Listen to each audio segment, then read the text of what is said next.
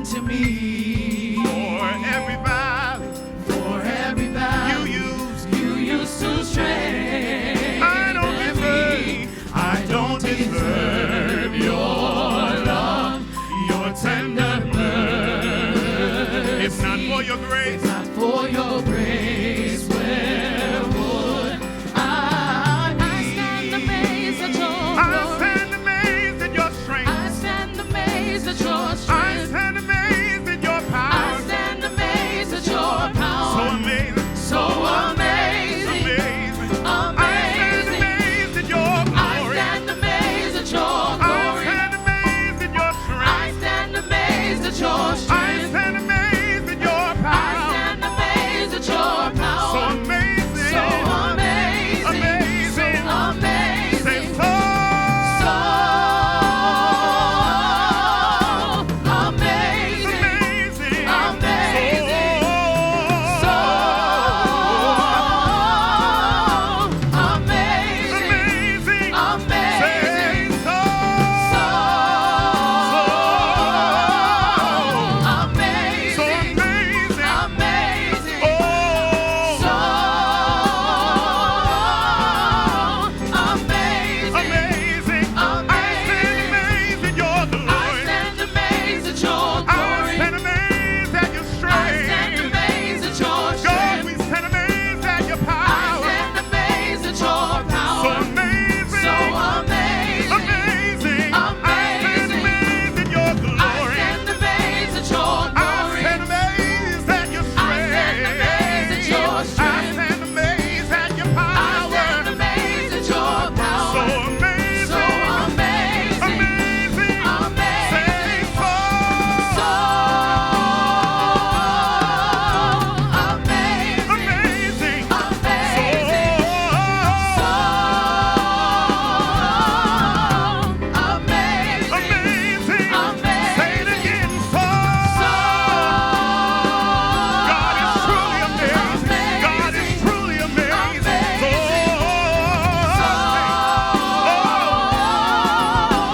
Amazing. I stand amazed at your glory. I stand amazed at your I glory. stand amazed at your strength. I stand amazed at your I strength. stand amazed at your I power. stand amazed at your So power. amazing. So amazing. Amazing. I stand amazed at your glory. I stand amazed at your I glory. stand amazed at your I strength. stand amazed at your I strength. stand amazed at your I power. stand amazed at your So power. amazing. So amazing. Amazing.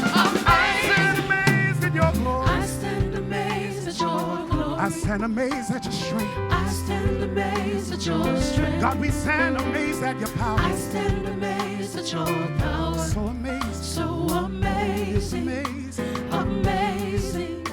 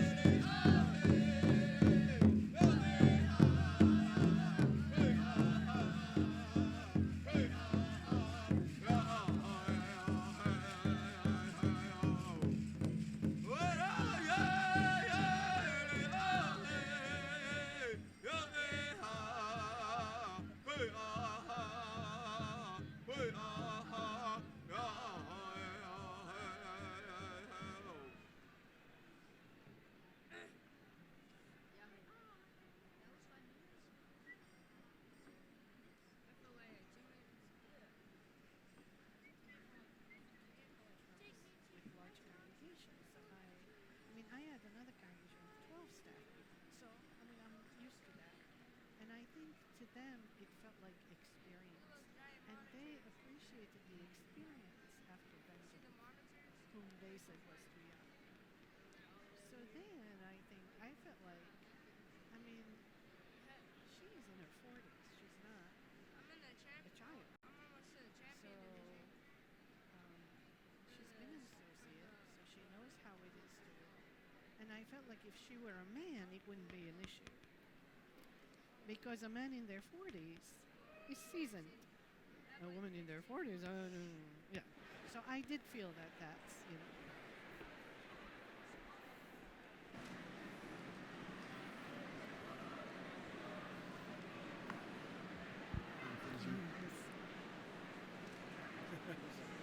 Good afternoon.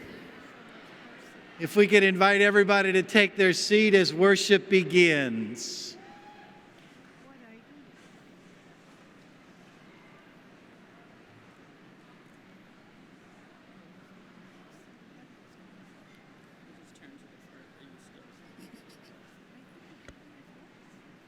Go over. It says go over.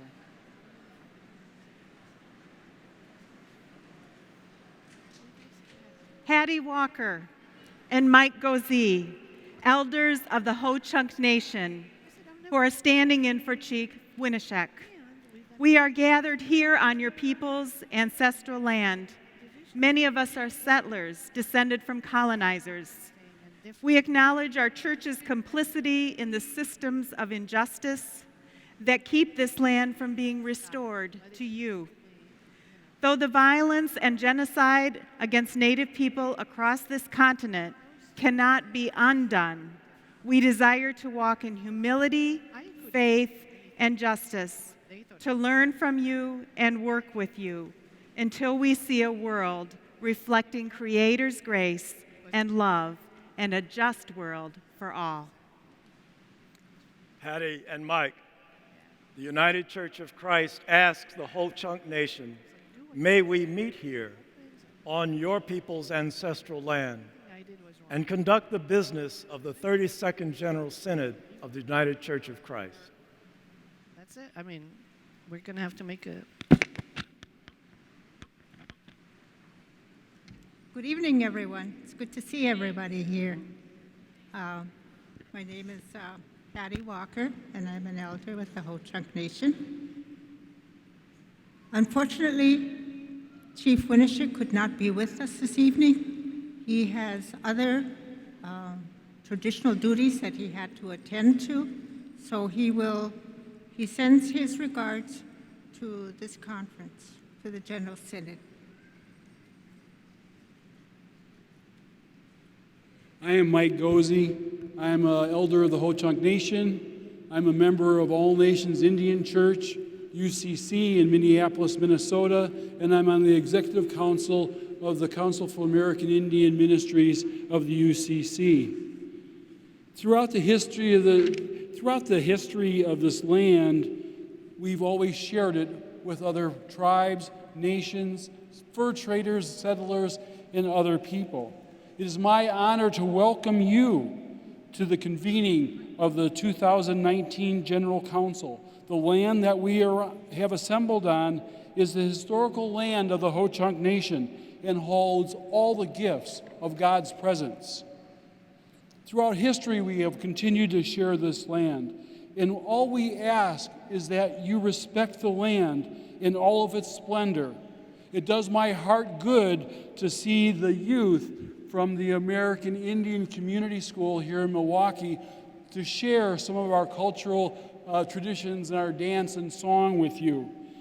We ask that you keep all people in your heart as you do the work of the 2019 General Synod. May you all shine.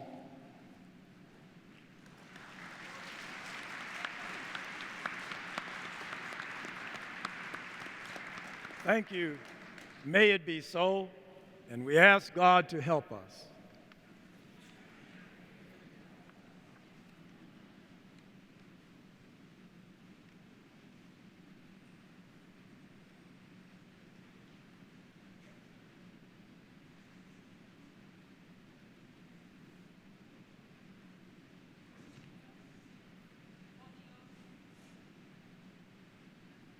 There's Susan. I think they're confused as to.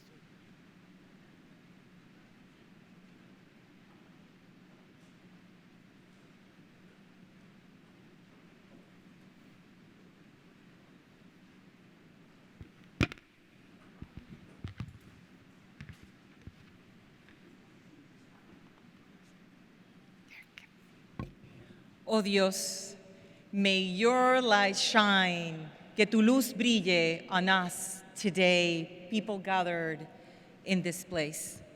Pedimos que tu luz divina brille en tu pueblo reunido aquí hoy. Let there be light, tu luz, oh Dios. May we bask in the goodness of your light, blessed God. Dios, we welcome your light into this place. Amen. Amen. Cantemos con gozo. Let us sing joyfully to celebrate this light, la luz, that brings us here and that shines from all of us into this place en este lugar.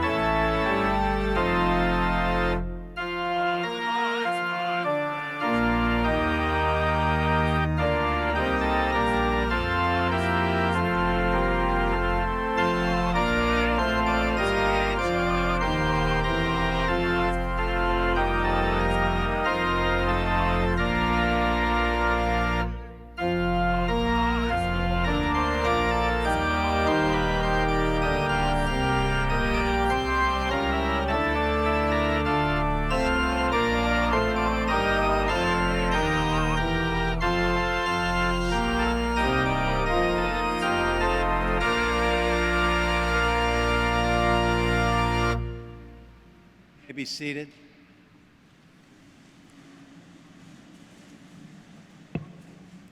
Gathered here in this remarkable moment, in God's holy light, receiving the generous hospitality of the Ho-Chunk people, and in the witness of our Quorum leaders, let us offer a moment of confession.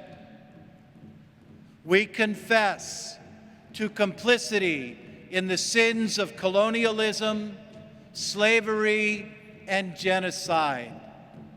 We open our hearts to lament all that has been lost, and we commit ourselves to justice. May your light lead us to transformation and liberation for all, oppressors and oppressed.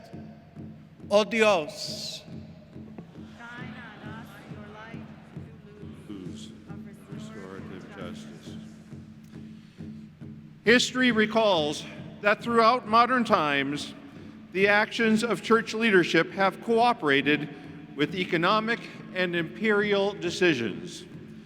decisions that robbed indigenous people of their humanity and sided with forces of evil by invading lands not theirs, stealing lands of First Peoples, enslaving peoples around the globe, and taking their cultural heritage and language. Oh Dios, Shine on us your light, Toulouse, of restorative justice. As the leaders of the United Church of Christ, we repent the colonial, enslaving, and genocidal actions against Native peoples of the Americas, of African descent people, of Asian descent people, and even European descent people by many called Christians. We lament the languages lost.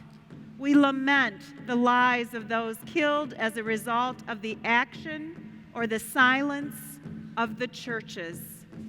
For those who have died in colonial and enslaving conditions, and for those who gave their lives asserting the light of justice against these forces of separation and genocide, let us remember them to the sound of the drums.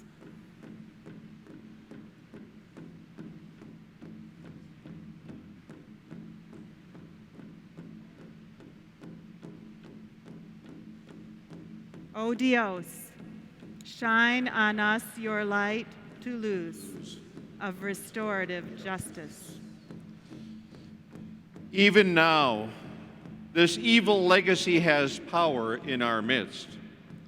Your all-revealing light exposes the stranger refused welcome, families separated, people enslaved by human trafficking, unjustly incarcerated, and bound by poverty.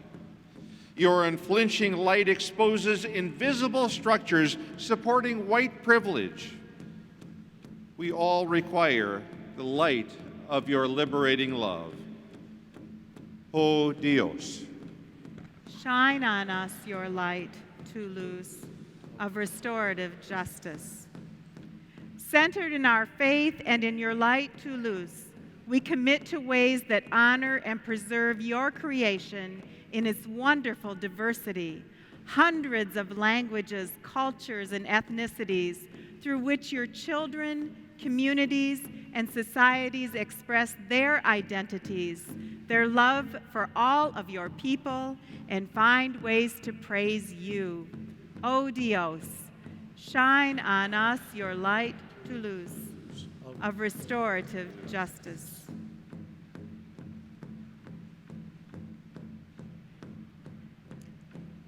Today, we dedicate this cross and this font made of glass, which amplifies your shining light, Toulouse, and of Iroka wood from Central Africa, the Mende people's homeland. These materials recall the Middle Passage across the Atlantic. They honor the rebellion of the Africans aboard the slave ship La Amistad, fighting for their rights and freedom. They honor the anti-slavery commitment of the Christian abolitionists, among them UCC ancestors and churches, who organized to secure the Africans' legal protections until some liberation was won.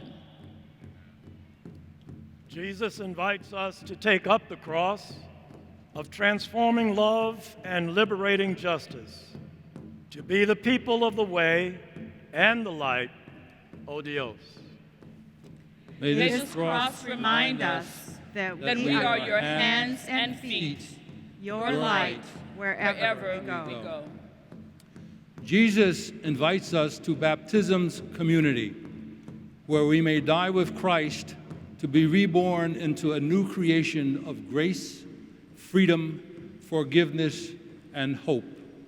O Dios, may the waters of this font invigorate us with your liberating and transforming light. Gathered under this Amistad cross, and by this Amistad font, O Dios, may we the United Church of Christ, shine the light, la luz, of your justice, love, and transformation in our communities near and far.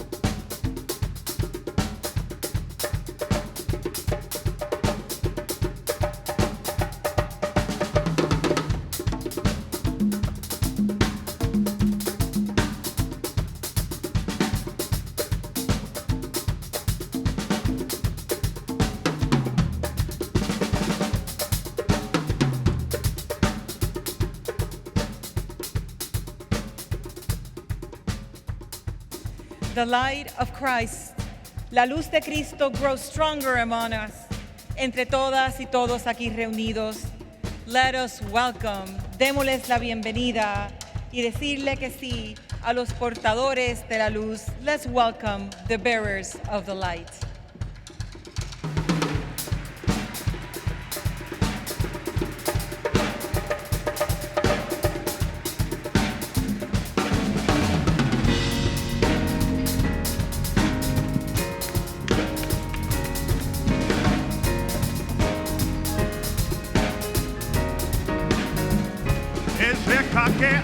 Aleluya. Aleluya. Aleluya. Aleluya.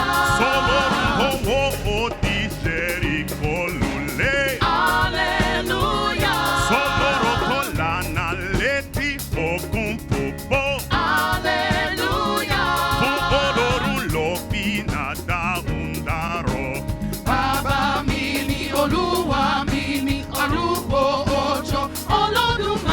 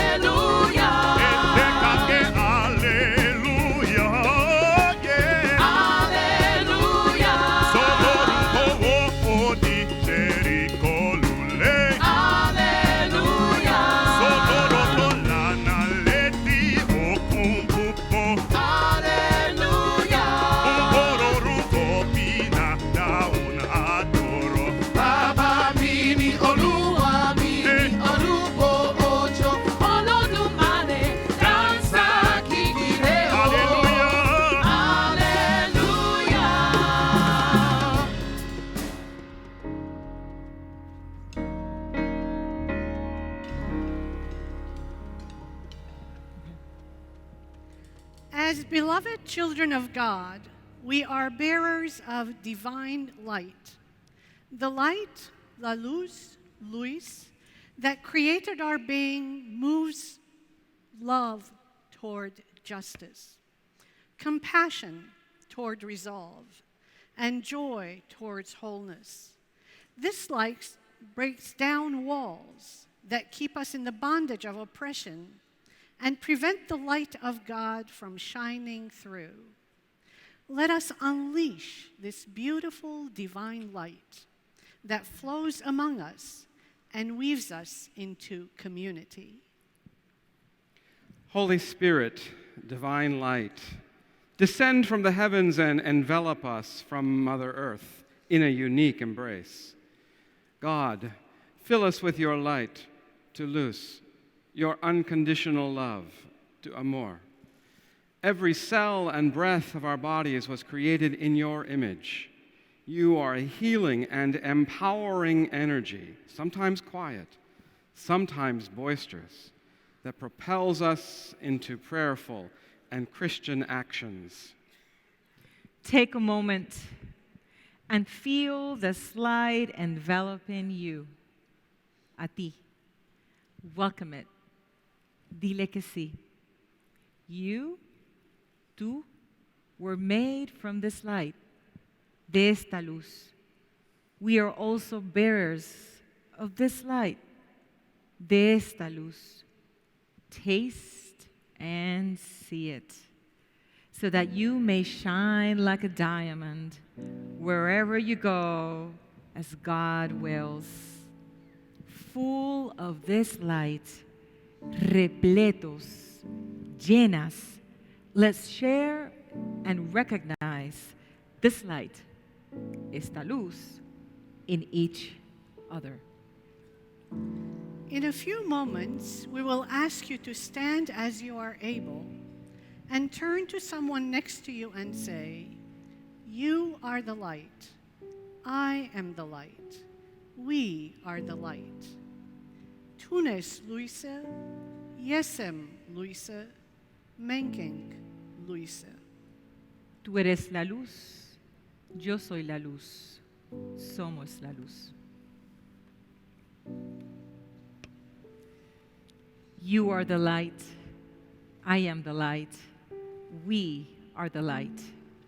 You are the light. I am the light. We are the light. Wait. You are the light, I am the light, we are the light. Please stand as you're able and turn to somebody and recognize the light in each other. You are the light. You are the light. I am the light. We are the light. We are the light. Tú eres la luz. Yo soy la luz. Somos la luz. She did. You are the light. I am the light. We are the light. We are the light. And now we go that way. Find light in the beautiful. I think we can go that way. I choose to be happy. You and I, we're like diamonds in the sky. You're a shooting star I see, a vision of ecstasy. I feel like jumping. When you hold me, I'm alive. We're like diamonds in the sky. I knew that we'd become one right away. Oh, right away. At first sight, I felt the energy of sun rays. I saw the light inside, so shine bright. Tonight, you and I, we're beautiful like diamonds in the sky. I so alive. We're beautiful like diamonds in the sky. Shine bright like a diamond. Shine bright like a diamond. Shine bright like a diamond. We're beautiful like diamonds in the sky. Shine bright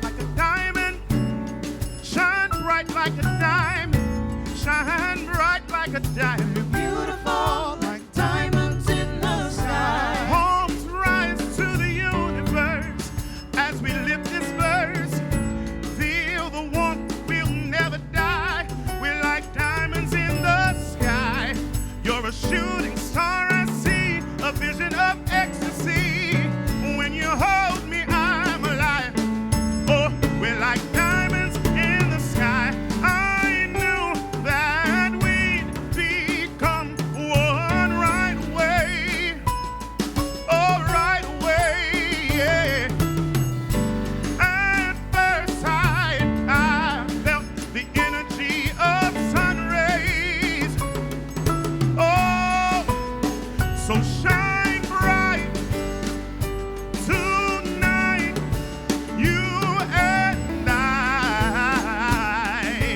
Beautiful like diamonds in the sky. I saw alive. We're beautiful.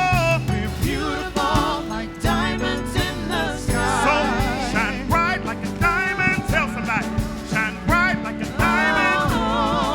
We're beautiful. Beautiful like diamonds in Tell the somebody else, sky. shine bright like a diamond. Shine bright like a diamond. We're beautiful. Beautiful like diamonds in the sky. Shine bright like a diamond. Shine bright like a diamond. We're beautiful. Yeah. Like diamonds in the sky. Oh, shine bright like a diamond. Shine bright like a diamond. We are beautiful. Beautiful like diamonds in the sky. So shine bright like a diamond. Shine bright like a diamond. Like diamonds in the sky. Shine bright like a diamond. Bino bozali mungwa na mokili. Soko mungwa ezangi elengi. Ekozala mungwa lisusu na nzela nini? Ekoki lisusu te. Bobele ete bato babwaka yango libanda. Mpe ete banyatela yango na se. Bino bozali moi na mokili. Mboka etongami likolo na ngomba. Eyebi kobombama te. Bakobambola mwinda te pona kotia yango na se na mbeki. Kasi bakotia yango likolo na etemelo. Ete engengela nyonso baoyo bazali na ndako. Bongo tika ete moi na bino engenga liboso na bato ete bamona misala na bino malamu. Mpe ete bakumisa tata na bino oyo azali na likolo. أنتم ملح الأرض، ولكن إن فسد الملح فبماذا يملح؟ لا يصلح بعد لشيء إلا أن يطرح خارجا ويداس من الناس. أنتم نور العالم، لا يمكن أن تخفى مدينة موضوعة على جبل، ولا يوقدون سراجا ويضعونه تحت المكيال، بل على المنارة فيضيء لجميع الذين في البيت. فليضئ نوركم هكذا قدام الناس لكي يروا أعمالكم الحسنة ويمجدوا أباكم الذي في السماوات. Tukek yergri aga. Yete aga gorsınsına irhamı ink inçov bidiabri. Angeyet gvoçmek astatutyon gunena, haba tursknedvi yev gegochgerdevi martots votkindag. Tukek ashkhari luise. Kagak mevor leran vraget nevichi gernar bahvil, ujerak chen varer utener zain kervani dag.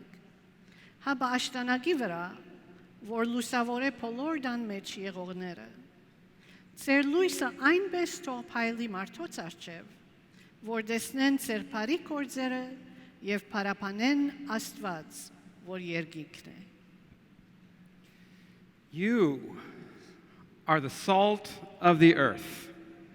But if salt has lost its taste, how can its saltiness be restored?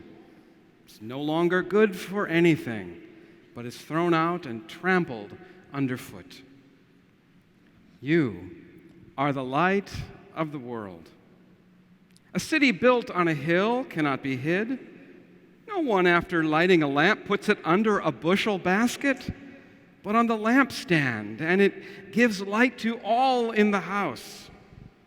In the same way, let your light shine before others, so that they may see your good works and give glory to our God in heaven. Ustedes son la sal de este mundo, pero si la sal deja de estar salada, ¿cómo podrá recobrar su sabor? Ya no sirve para nada, así que se la tira a la calle y la gente la pisotea.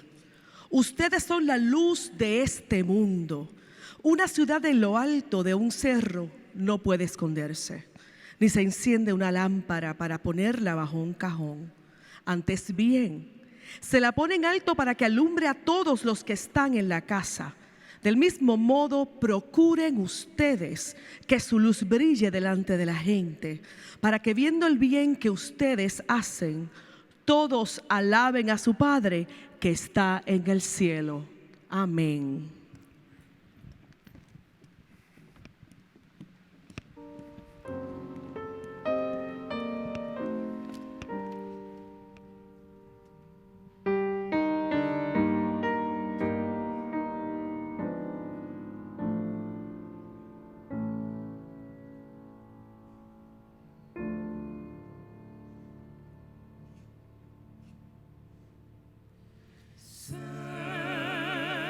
From heaven,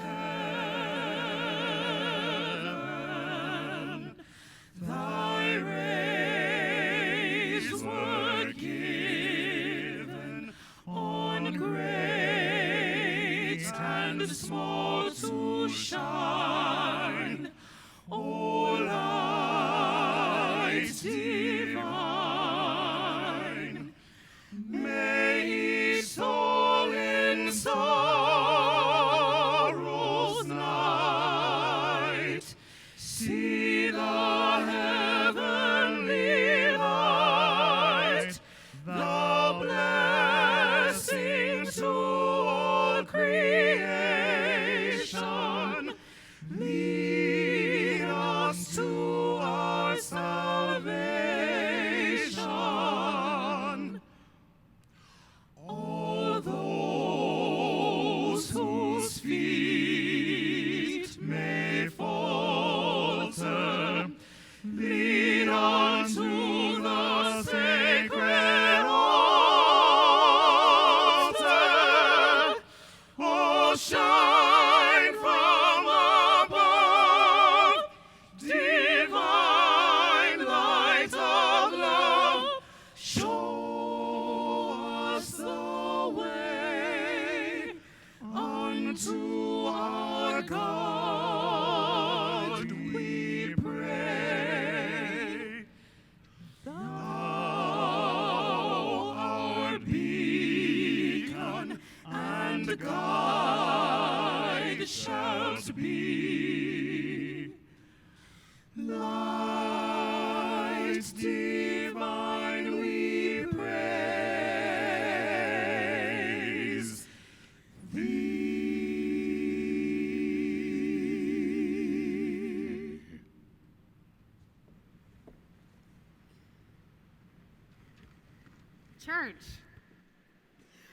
Church, what a blessing it is to be together, is it not? I give thanks to everyone who had a journey that they had to take to get here today. And we never take for granted what you had to risk and what you had to invest in this moment. And so I'm just grateful that we can be in a worshipful spirit together as gathered by the United Church of Christ, by our officers who invited us here, by our musicians and the production staff, and all of the people who are doing hard work so that we can be together and come out from this experience stronger. Can we give them some thanks?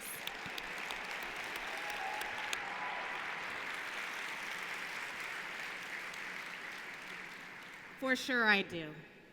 Salt. Where I come from, salty, the word salty has a very specific meaning. Oh, I hear some words of recognition. That might have been like the Maryland, D.C. conference types, but salty is usually connected to anger. One becomes salty when they've been wronged. You know when you've met a salty person, someone who has that sharpness, who can be a bit difficult. The person you want to avoid after church, because you already know what they're going to say. That's the salty person. Oh, you know them. And how different that might feel from that wonderful savoriness of the text from Matthew, where Jesus is talking about his followers as this sort of flavor-enhancing, delightful force, like we might think of in a perfectly salinated dish. And we all know what it's like to eat something that's unseasoned. Potato salad. Jesus doesn't want us to go unseasoned either in our lives. Our job is to be salty. See, now before, I thought Jesus' use of the term salty was at odds with the salty ascriptions of my youth, but then I thought about it some more. Because even if we go to the Urban Dictionary's definition, who was more salty than Jesus? He was angry all the time, and he was never shy about his disappointments. And with that saltiness, didn't he have tons of flavor? And for so much of my experience in learning about Jesus, I'm going to be honest with you, I confused the cultural norms of myself and the people around me, teaching me about Jesus with the actual behaviors, lessons, and priorities that Jesus preached about. Let me be specific. See, for years, I believed that discipleship meant pleasing my superiors. I was never to be salty, never supposed to show frustration or disappointment. No, don't push, right? Especially because I'm a Black woman whose emotions are magnified by a factor of 3,000. It was particularly important to me and for me to cultivate that calm serenity that doesn't put anybody off. And for those of you who've known me for a while, you know how successful I was at this. But why would it be asked of me, or any of us? I imagine that most of us are familiar with the trope of the angry Black woman, and so many of us make adjustments in whatever trope we find ourselves in order to be accepted and effective. We keep the peace. But as my colleague, the Reverend Dr. Nichelle Guidry put it, we often keep the peace at the expense of our peace. Culturally, saltiness is only embraced from a select few. But when Jesus said, "You are the salt of the earth," he was actually talking about all of us salt. Light. I thought this was about being glossy. But gloss is about refracting or reflecting something else without originality or authenticity. Let me give an example. I confess to having believed from time to time that the mark of satisfying my God was somehow going to be reflected in the number of followers I had. If God were happy with my ministry, I would serve a certain program-sized church with congregants who never complained, and bosses, because I wouldn't be in charge, bosses whose brilliance I would highlight and compliment. but never outshine. So many of us are taught to be gloss, to refract someone else's power so that they shine while our lights stay hidden. And if you've ever experienced this, can I get an amen? But I think Jesus is asking something else of us instead. For us to produce the kind of light that Jesus describes, we need some heat, some internal fuel that sets off a reaction that allows us to be seen. Shining our lights, folks, means that we are not invisible. To be salt and to be light means that Jesus' intention is that we are meant to be seen and heard and children to. And any dynamic, any force that seeks to silence us or erase us is actually a force against God. You were born to be salt and light. But salt and light have to be protected. Remember, Jesus points out that salt isn't doing its job if it's been trampled down. Salt that has been tread all over cannot be salty anymore, he says. It needs protection. But the salty, especially the ones who are courageous in their witness and sharp with their words, gain enemies quickly. If you are being salt, then you are guaranteed to be opposed. I'm sorry, it's just the truth. And the more your opponents have to lose from your saltiness, the more they will try to take that saltiness away from you. And it could get dangerous. Being trampled underfoot could even be deadly. And they tried to do this to Jesus. But should they have been able to, is my question. So work with me here, because Jesus lived so that we might live, right? Jesus gave the example so that we could follow him, but he also gave the instruction so that if we were paying close enough attention, others would not have to go through what he did. But as history betrays to us, many others have. I think of Stephen Martyr, who, because, as I quote the Bible, they couldn't withstand the wisdom with which he spoke. Stephen was slandered and seized and wrongfully convicted before they killed him. I think of my friend, civil rights leader Kathleen Cleaver, who had to flee this very country for a decade to avoid persecution because of her activism.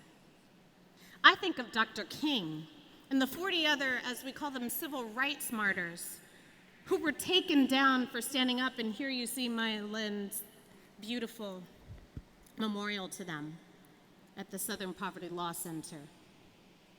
But there are so many others, and I feel ashamed that I don't know all their names. Where was their protection? Here's the challenge. Cultural entrenchment here in the United States allows for us to turn away. There are mechanisms that actually require us to. And then the salty still get trampled underfoot while the rest of us stand by or trample too and watch because we just can't figure out how to imagine or try another way. It can be scary to oppose systems that prefer the silence of our prophets. But unfortunately, if we don't oppose them, then we align ourselves with power structures that aren't in alignment with God. And what's the solution? Well, look, we aren't trampled unless the people around us, we are not trampled unless the people around us let that happen.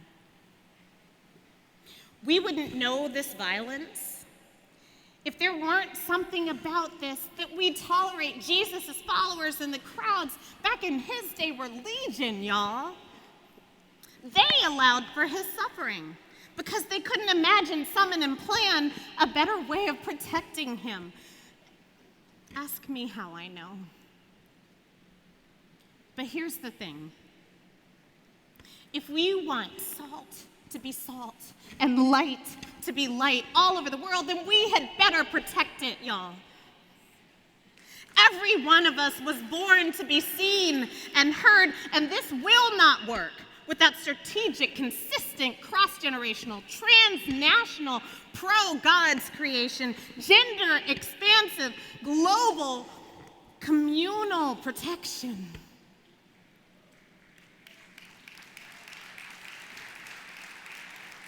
Back home in New York City, the organization I co-chair, the New Sanctuary Coalition, is run by a man named Ravi Rugbeer.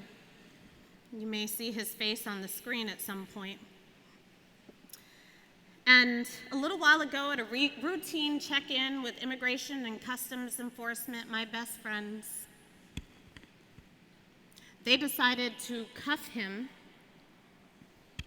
detain him, and deport him back to Trinidad immediately. They told my friend, my brother in the struggle for the past 10 years, Uncle Ravi to my daughter, they told him abruptly that his time in this country he loves and serves had come to an end. And after a protracted and brilliant legal fight, a federal court ruled that Ravi was being deported literally as an act of retaliation against his activism and his outspoken advocacy. And the word that the court used was silencing. They wanted to silence him because Ravi's light is still, right now, too bright for ice. And they tried to disappear him, another word used by the judges in court. But when Ravi was about to be deported, I want you to understand something. The people showed up. We weren't going to let him be silenced or trampled or cast aside or intimidated or deterred. And I would contend that Jesus himself is counting on Ravi to be salt and light while counting on us to be sure that Ravi and people like him can keep on keeping on.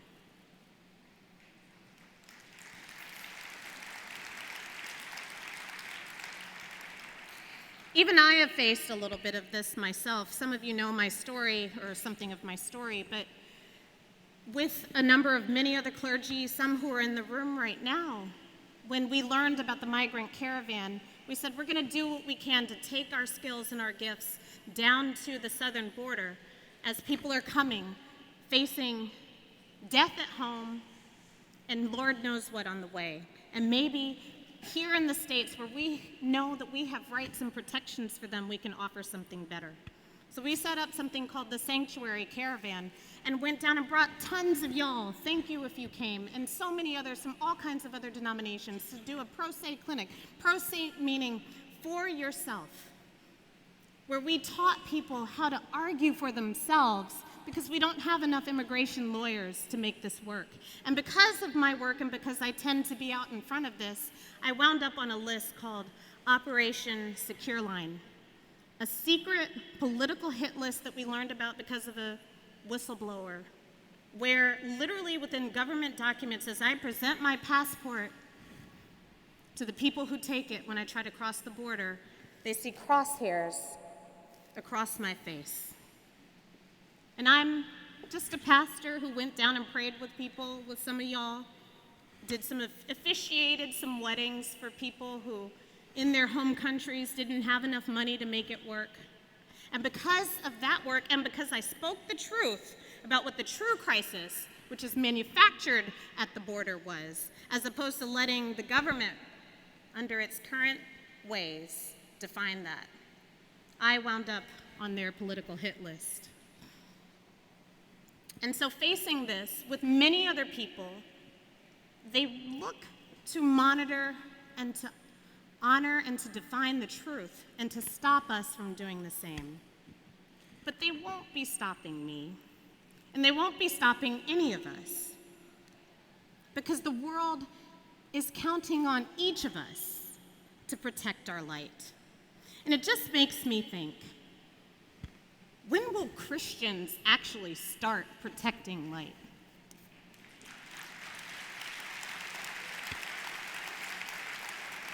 Like, just even go back to the biblical narrative. What would have happened if Peter hadn't denied Jesus?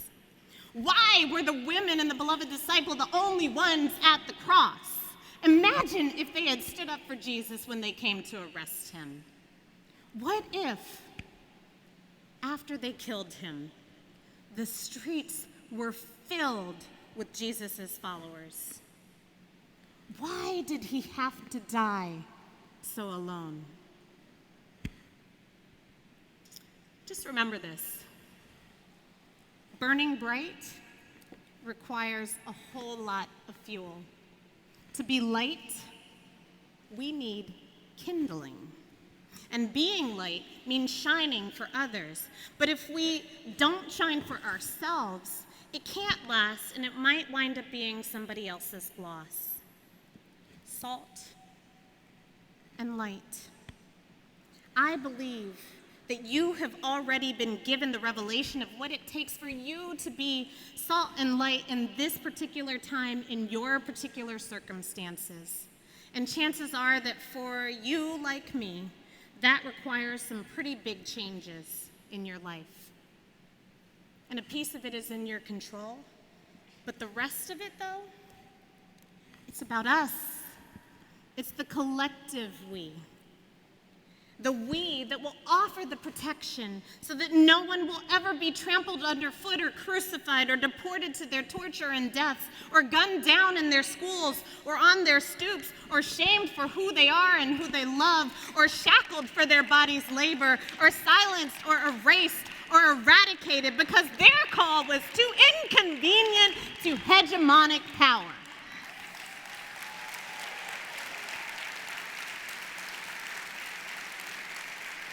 Here in the UCC, we have 248 sanctuary and immigrant welcoming congregations. A number that has grown so much in the past biennium thanks to very hard work of a lot of people, especially Noel Anderson, who I hadn't planned on calling out, but I should. Meanwhile, there are tens of thousands of migrants right now who are being held in internment camps and prisons, most of whom who are, by the way, in the country legally, though from my perspective that part doesn't matter, but it may for some of you. There are 20 women right now, trans women, who are being held at Cibola Prison in New Mexico. Who's here from New Mexico? You're close. And what we're trying to do right now is to figure out how we take these 20 trans women who are being held in solitary confinement and get them placed in the communities where they can go. And the only way that the Santa Fe Dreamers Project has been able to place them effectively is to have sponsors. What we are hoping for is to find for people like these trans women whose lives are on the line, for people like others who are being held for no reason, honestly, except to create a spectacle. And the churches of the world, including and especially led by the United Church of Christ, to stand up and say, we will vouch for these people, we will take them, we will give them the resources, we will help them, we will not feel helpless. 248 congregations is wonderful, and it is also insufficient. And I call on each of us, if we are not counted in that number, to work to triple it so that we, or even more, so that we are 1,000 immigrant and welcoming communities by the end of the summer, to sponsor people to get out of these camps. We are not helpless. And it is our obligation to do this work because we refuse to have history look back on us and to say, where were we when evil tried to stomp out our neighbor's light? The collective we, the God-following, Jesus-believing we, sees the light God shines on all of this and connects to the possibilities of change and plans for it, and then commits our lives to it. And so I close with this. Jesus talked about lights being put under bushels. But as I just try to picture that, I get a little bit excited. Because the flame that burns under a basket has kindling. And what I would like to suggest is that whenever they try to cover your light, I encourage us all to figure out how to take that aggression against us and turn it around and burn. Burn with the Holy Spirit. Burn like the fire of Pentecost. Burn with the power of God, with a fire that burns but shall not consume you. In Jesus' name, amen.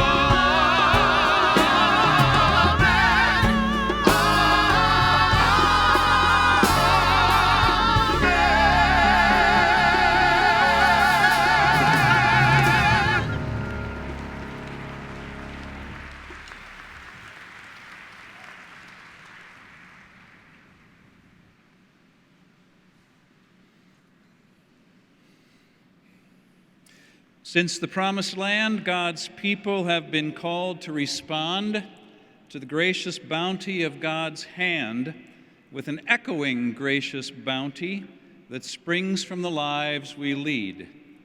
With clarity and humility, we confess that the gifts in our lives are not of our own making, nor are they for our own keeping.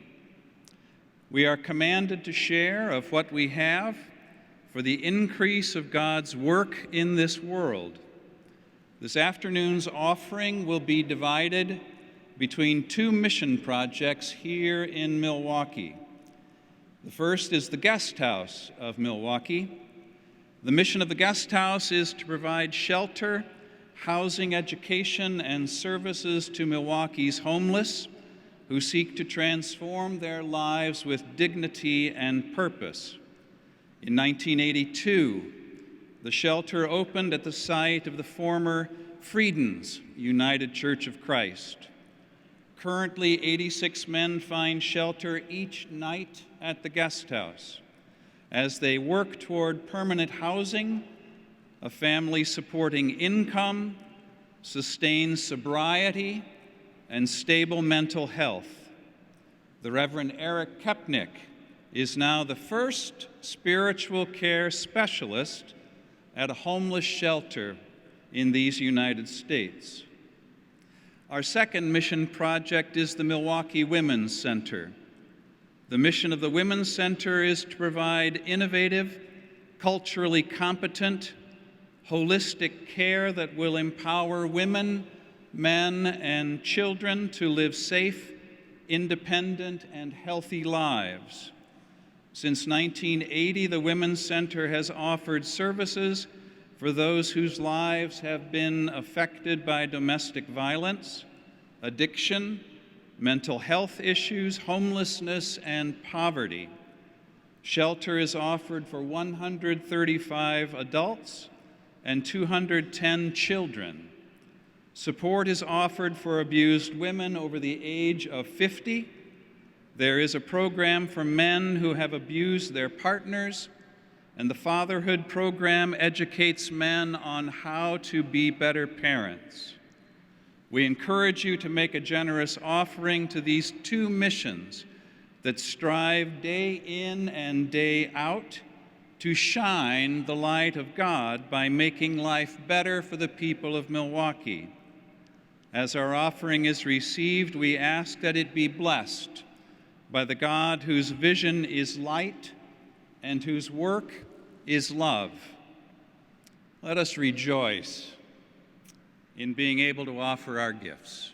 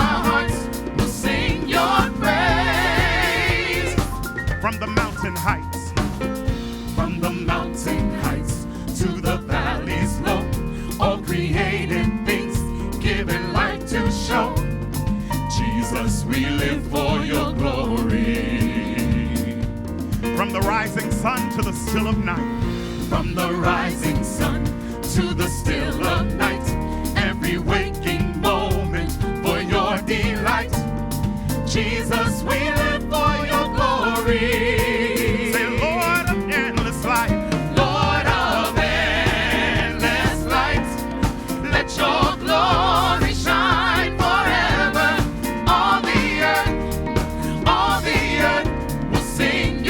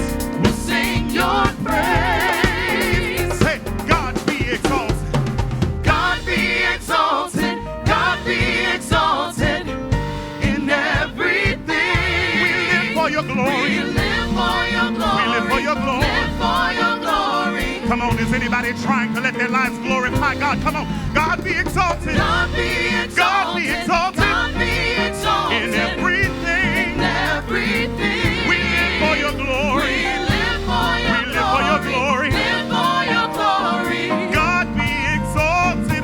God be exalted. God be exalted. Oh, God be exalted. in everything. In everything. We live for your glory. We live for your glory. Live for your glory.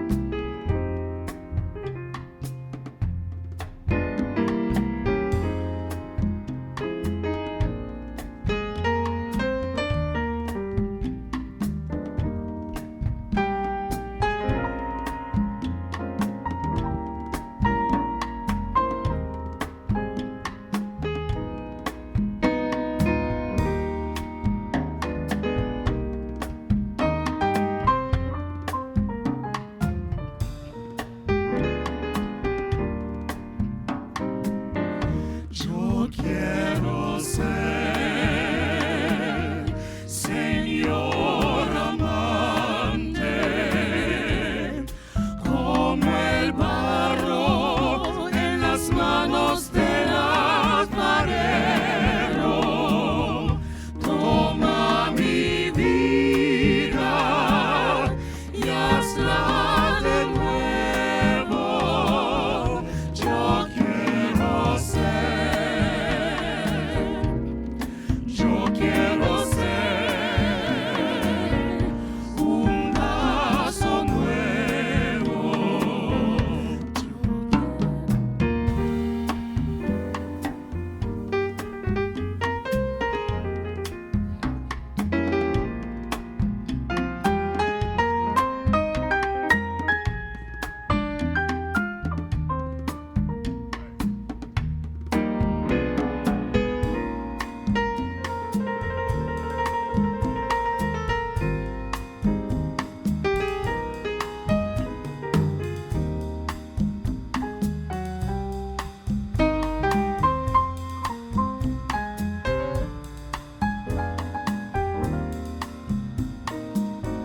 Yo quiero ser,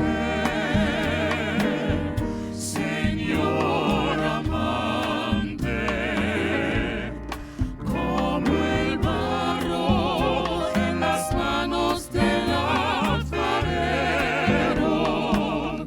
Toma mi vida y hazla de nuevo. Yo quiero ser un vaso nuevo. Yo quiero ser, Señor amante, como el barro en las manos del alfarero. Toma mi vida y hazla de nuevo.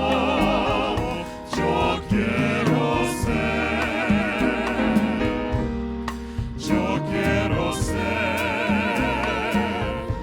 un vaso nuevo.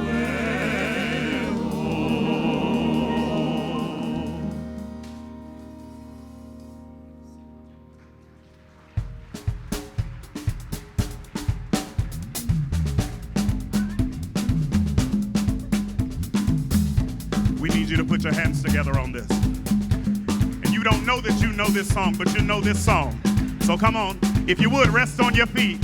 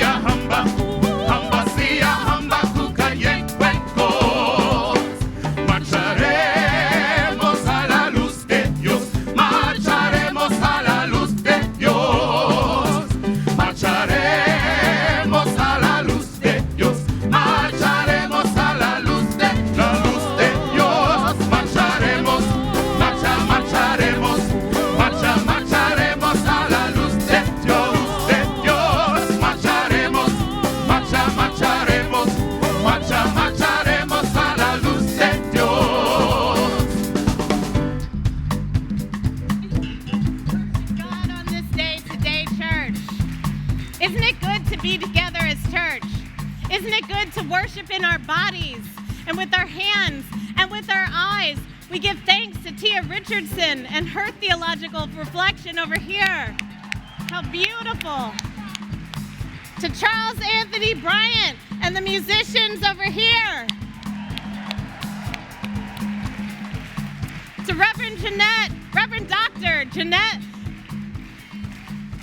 De Leon, Zaragoza De Leon, who pulled together and worked with so many to craft such a beautiful liturgy. And Sue Blaine and her whole team and the tech team, thank you. Thank you, thank you, thank you. Are you ready for a blessing? May the peace of our Lord Jesus Christ, la paz del Señor Jesucristo, fill your hearts and your minds, tu corazones, y tu corazones, with the love of God and the power of the Holy Spirit, el poderoso del Espíritu Santo. And may God bless you, and may God fill you with the light to shine and burn forever in a way that will never consume you. And let the church say, Amen. We are marching in the light of God. We are marching in the light of God. We are marching in the light of God.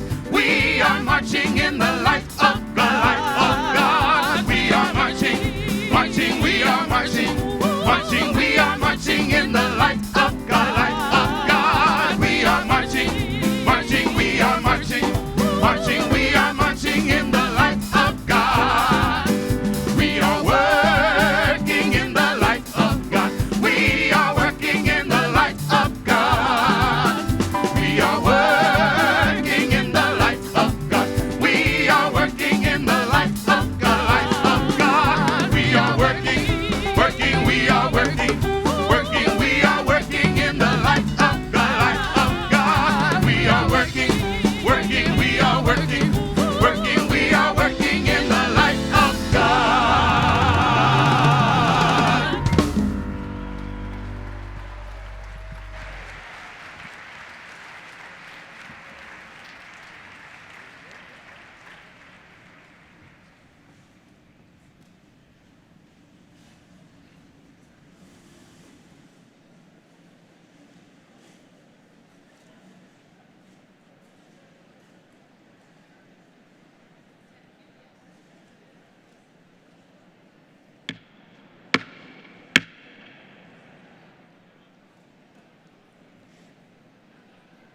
I call the 32nd General Synod of the United Church of Christ to order here in the city of Milwaukee in the Wisconsin Conference.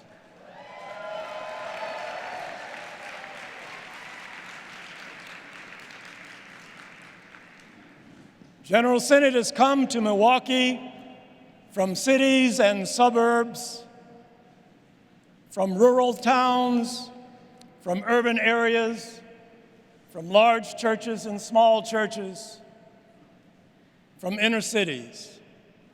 We have come to Milwaukee and we bring grace and peace to the people of this city.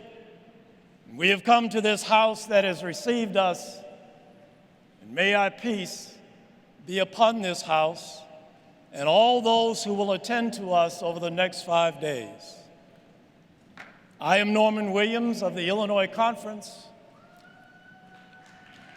It is my honor to serve as moderator for this synod. We've got a lot to do together over the next few days. There's more inspiring worship. You've already noticed what our technical team has done with the concept of light. There's workshops and service projects. We will hear from renowned speakers, and we will find time to socialize and celebrate with one another. Some of us will even find time to visit the sights of Milwaukee. Some of us won't. There will be educational opportunities, and we will deal with the business of the church. There's a tremendous amount of business before us, so I ask that each of us respect our time limitations and our standing rules so that we can attend to the business before we adjourn on Tuesday. Any business left on the table, by rule, goes to the Board of Directors for action next fall. But we want each piece of business to come before Synod so that the delegates from all conferences and all groups that make up the United Church of Christ have a voice and a vote on the result. There are a number of housekeeping deals that we will have to attend to, but the ushers of the bar of the house have informed us that in our effort to come in quickly, there may be some of us that do not have a yellow badge indicating that you have voice and vote in the house. And we want to make sure that those who do have voice and vote have the opportunity to have a seat near the microphones in the bar of the house where they can conduct the business that they have represented their various conferences and groups here. So we would ask that you police yourselves, look at your tag. If it is not yellow, then make sure that those who need that seat have a chance to have access to it. We're blessed by the local arrangements committee of the Milwaukee Conference, of the Wisconsin Conference, and we've already seen so much of their hospitality. They work throughout the biennium preparing for these 5 days, and they roll out the red carpet for delegates and for guests and for friends.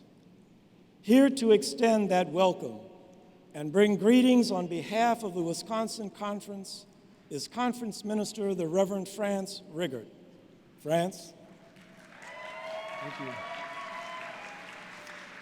Grace and greetings, delegates, conference and national staff, guests, and friends throughout the United Church of Christ.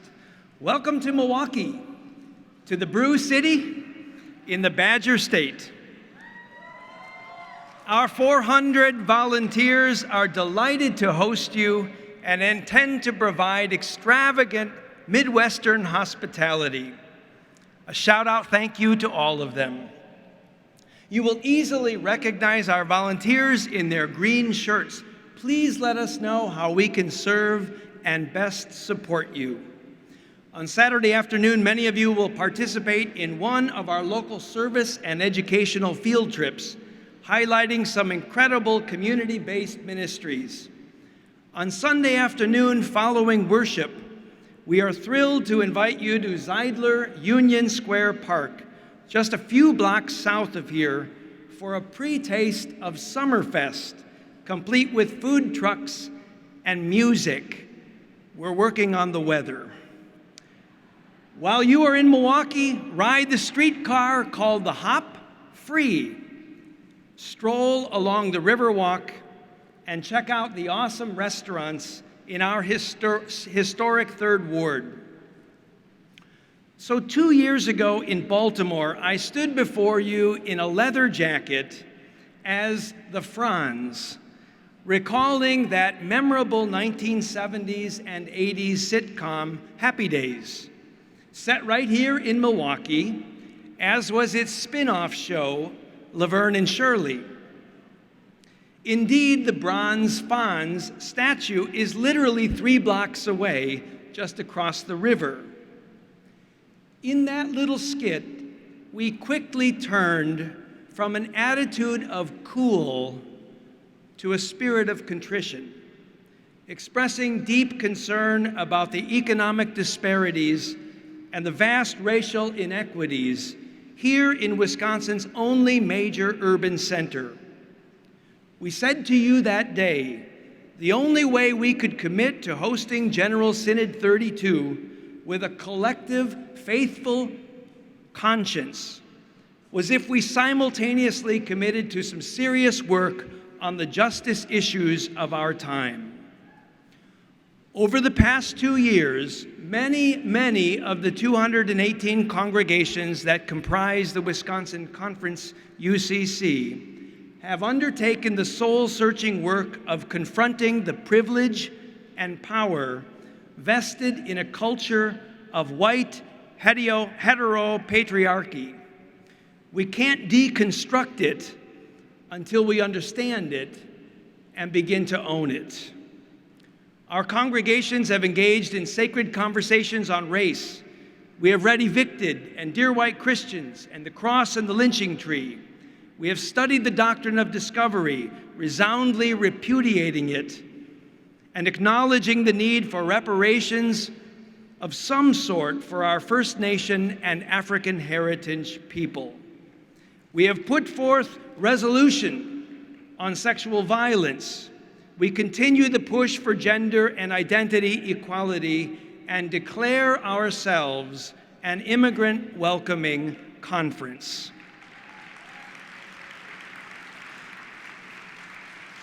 No, we have not solved Milwaukee's racial divide. And yes, we have lots of work still to do.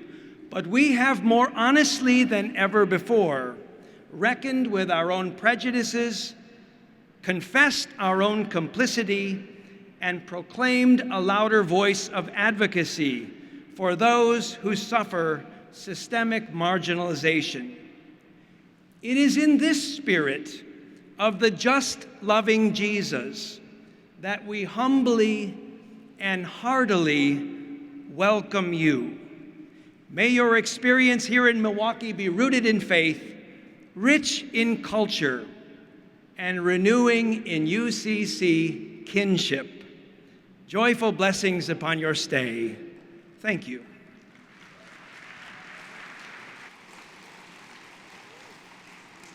Thank you, Franz. I'd like to take a moment of moderator privilege to recognize the extraordinary work of the Local Arrangements Committee. You will meet and have the opportunity to thank them on Tuesday. In addition, there will be a number of items that are going to be referred to on your app. And it occurs to me that the instructions for getting Wi-Fi access are on the website. And if you are not connected to the website, you will not find them. I'd like to take just a moment. If you already are connected, just don't make those of us who are not feel bad about it.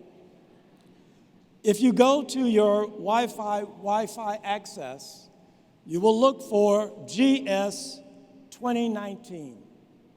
GS 2019. The password is capital U, small letter C, 2019, exclamation mark. Capital U, small letter C, 2019, exclamation mark.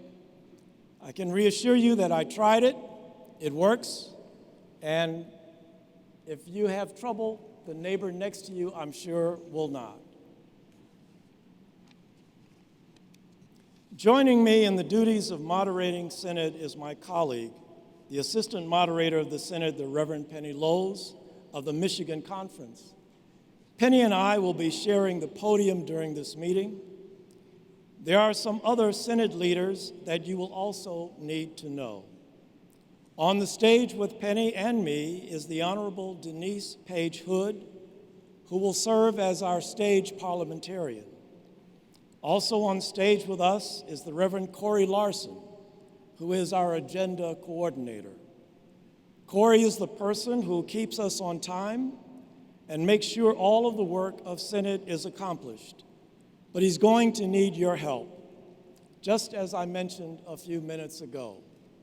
One of the things I probably will not do to be helpful is if you see him doing this, like stretch it out, I will probably not pay attention to that and give you extra time.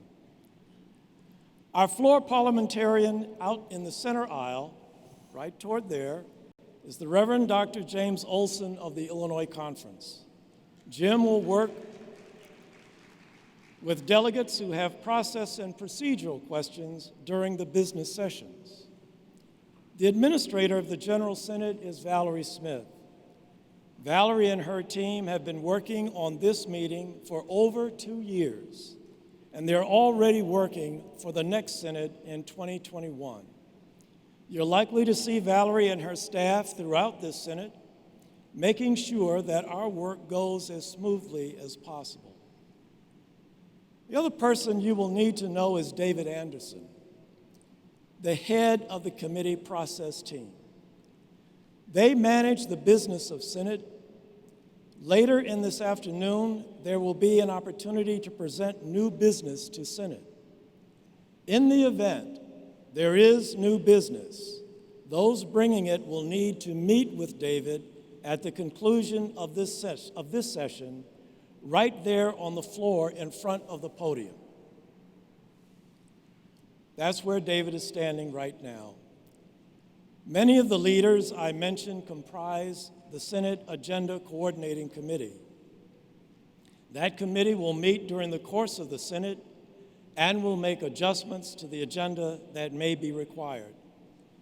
The Agenda Coordinating Committee consists of our Synod Administrator, Ms. Smith, the moderators, the 2 parliamentarians, the chair of the Subcommittee on Disposition, the Reverend Carla Gregg Kearns, our agenda coordinator, the Reverend Larson, and Mr. Anderson, whom you just met. We have procedural items to take care of this afternoon, part of the business of getting Synod up and running. I now call upon Delegate Lavette LaBoy of the Connecticut Conference. Ms. LaVoy is chair of the General Synod Credentials Committee. The committee has been meeting and looking at the composition of delegations as a whole, and Ms. LaBoy has the report of the Credentials Committee. Lavette? Mr. Moderator, good afternoon. I am Lavette LaBoy from the Connecticut Conference. I serve as a chair of Credentials Committee for this General Synod. Yes, conferences, ministers, I am the face of policy. The Credentials Committee is comprised of 10 delegates, actively 7 in 2 classes, and our job is to monitor the composition of the conferences to the General Synod for their compliance with the diversity requirements as laid down by the UCC bylaws. The total allotted number of General Synod delegates is currently 675, and 664 General Synod delegates were registered at the time of the committee's final review. In recent months, the Credentials Committee met via conference call. In the meetings, the committee reviewed the preliminary delegation data from General Synod Register and identified the delegations that were found to be out of compliance with the diversity guidelines in the UCC bylaws.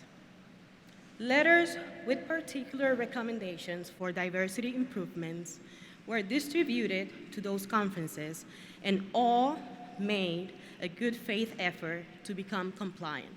I want to applaud all your efforts.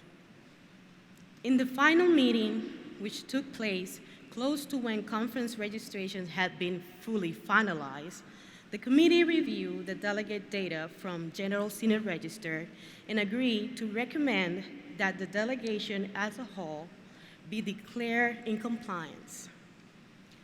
That recommendation was made due to the overall age, gender, race, and ecclesiastical standing makeup of the conference delegations, which together adhere to the before-mentioned guidelines.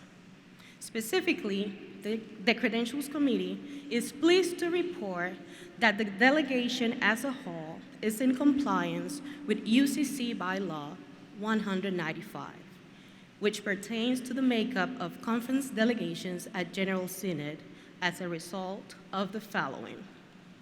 Number 1, the delegation as a whole is comprised of at least 50% laypersons. Number 2, the delegation as a whole reflects UCC's commitment to affirmative action with representation from different racial and ethnic backgrounds. Number 3, the delegation as a whole is reflective of gender equality. Number 4, the delegation as a whole is comprised of approximately 20% youth and young adults. Therefore, on behalf of the Credentials Committee, it gives me great privilege to declare the delegation as a whole in compliance at the 2019 General Synod. God bless. Thank you.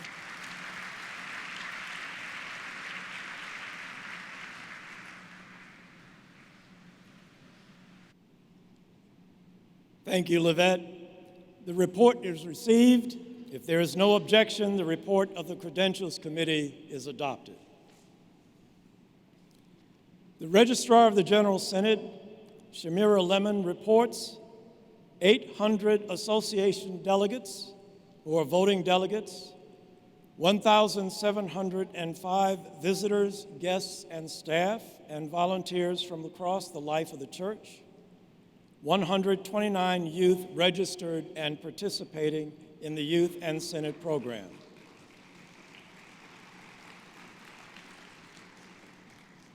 In compliance with the Constitution of the United Church of Christ and bylaws paragraphs 194, 195, 196, and 197, I declare a quorum present and empowered to act upon the business of Synod.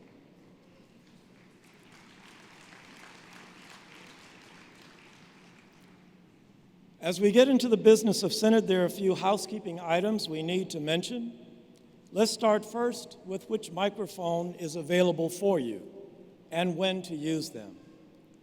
The microphones are color-coded. If you wish to speak in favor of a motion on the floor, go to a green microphone, which are microphones numbers 1 and number 2. If you wish to speak against a motion on the floor, go to a red microphone, which are microphones numbers 3 and number 4.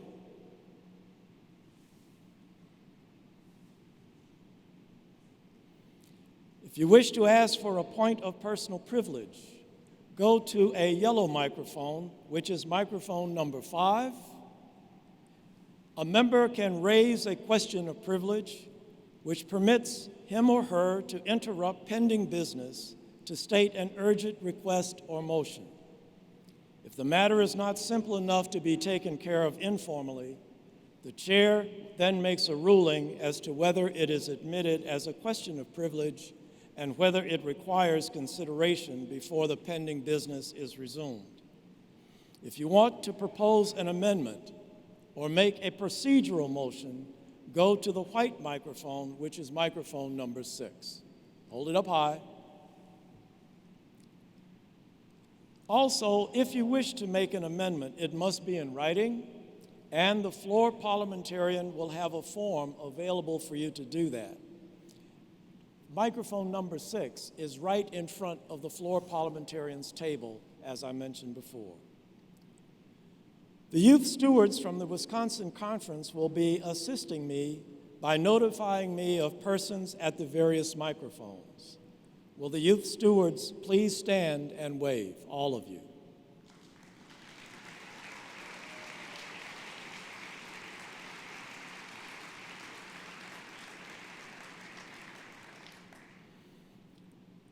Also, if someone needs assistance in getting to a microphone, please signal one of the youth stewards and they will come to assist you. Now let us talk about your electronic voting device. There's a history. Each voting delegate should have received one from the leader of your delegation. This is the 4th Synod we have voted electronically, and we find it's a good thing to review how we use them at the start of each Synod. Our assistant moderator, the Reverend Penny Lowes, will guide us through that process with some tips. Penny? Hello, General Synod. Oh, how good it is to be gathered as God's people in Milwaukee, amen? And now, let's figure out how to vote. Throughout the business sessions at General Synod, you will be voting on many things. As moderators Norm Williams or myself will explain to you, some votes will be routine business items and will be approved by unanimous consent without objection. But most of the voting done during the General Synod will involve the use of the electronic voting devices, which we affectionately call our clickers. We want to take a few minutes to explain how they work and take a couple of practice votes so that all the delegates feel comfortable with them and confident that each vote is being captured and recorded. Every voting delegate should have one of these clickers. Should look like that. They were distributed to the chair of each delegation, and they should now be in the hands of each delegate. If you are a voting delegate and do not have your clicker, please let the chair of your delegation know. Okay, everyone take a look at your clicker. All right, hold it as you see the one on the screen. I'm going to ask that you don't push any of the buttons right now. We'll do that together in a moment. So you see the clicker has a numerical keyboard with the numbers 1 through 9 and LCD display screen. Got it? There is also an LED light that helps indicate your clicker status as you vote, and that's in the upper right-hand corner. We are only going to be using buttons 1, 2, and 3. The system is set up so that the computer will only receive a signal from buttons 1, 2, or 3. On the next slide, you'll see that 1 is for yes, or in favor of the motion or action. 2 will mean no, or against the motion or action. And 3 will mean that you are abstaining. That will be consistent throughout General Synod, and it will be repeated often. When the moderator tells you that it's time to vote, you push button 1, 2, or 3 on your clicker. Just push it down and release it. Do not hold it down or click it repeatedly. I'm going to emphasize that. Just push it and release it. Do not hold it down or push it repeatedly. Once you've pushed the button, this is what should happen. See that little light blinking? After you press your button, your LED display will flash orange for several seconds. That tells you your clicker is trying to register your vote with the computer. If the computer picked up your vote, then after a few seconds, you will get a green light in that display showing your vote. In this slide, a yes vote, or number 1, has been registered. If you get this, a circle with a line through it, along with a red LED light indicator, it means the computer did not capture your vote on the first push of the button. It doesn't mean your device or that the system is not working. It just means the signal didn't register the first time. If you get a circle with a line through it and the red LED indicator, all you need to do is push the button again. Once again, you'll get the orange flashing light, and then you'll get either a green light and your vote on the screen that shows your vote was recorded, or a red light and a circle with a line in it, which means the signal did not go through yet. In my experience with the clickers at last General Synod, my vote went through and the green light came on with the first push of the button most of the time. Almost always it then recorded my vote correctly, and if I had to vote again, my second or third push before I got a green signal told me that my vote had been properly recorded. Remember to wait until you see that red light before you vote again. Be sure to watch your screen And you'll have time. I eventually did always get my vote through in the allotted amount of time, so don't worry about that. Just watch for that red light, and you'll have time to vote again. Be sure to watch that screen. The green light displays only for a few seconds and then disappears, so don't blink too long. And remember that each time you vote, just push the button and release it. The orange flashing light tells you that it's thinking. Don't hold the button down or keep pushing it. Most of the time, all of your votes will be registered within 5 or 10 seconds. And for each vote, you'll see on the monitor the number of votes that are coming in. The moderators will be watching these numbers, and when it totals more than 550 or 600 votes recorded, one of us will call the 15-minute warning for voting to be completed. 15 seconds. Once 15 seconds has elapsed, the computer will close voting and the results of the vote will be displayed on the monitor so everyone can see the total numbers. What happens if you push the wrong button? Your finger hit 1 and you meant to hit 2. No worries. As long as the voting is still open, you can vote again. You'll get the orange flashing light telling you the system is thinking, the green light if the vote went through, and the red light if you need to push it again. The computer will only register the last vote received from any individual clicker. So changing your mind or making a mistake is not a problem. So are you ready to try? Okay, let's have a practice vote. Clickers in hand, ready to push 1, 2, or 3 when I say voting begins now. So first listen to the question. Is this your first time as a voting delegate at General Synod? Push 1 for yes, 2 for no, and 3 if you choose to abstain. Voting begins now.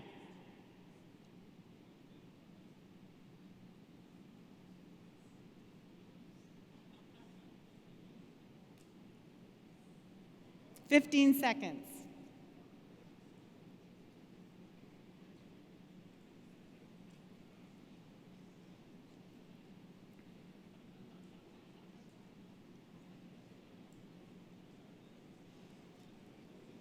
Okay, the results.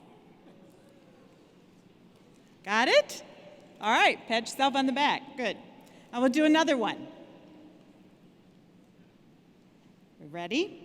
Remember to wait until I say voting begins now. Did your travel to Milwaukee for General Synod include flying in an airplane? If yes, push 1. If 2, push no. Or if no, push 2. And if abstaining, push 3. I'm checking to make sure you're listening carefully. Voting begins now.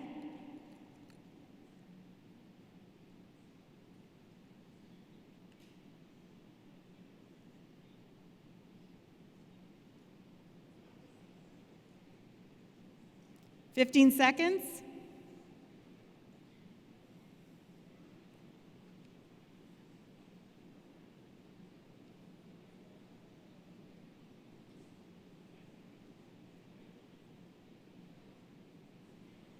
And the results. Wow. Okay. It appears that our clickers are working, right? All right. 1, no, all right. Talk to the person at your table. One more question. The last one. Do you wish the cookies were back? Push 1 for yes, 2 for no, and 3 if you choose to abstain. Voting begins now.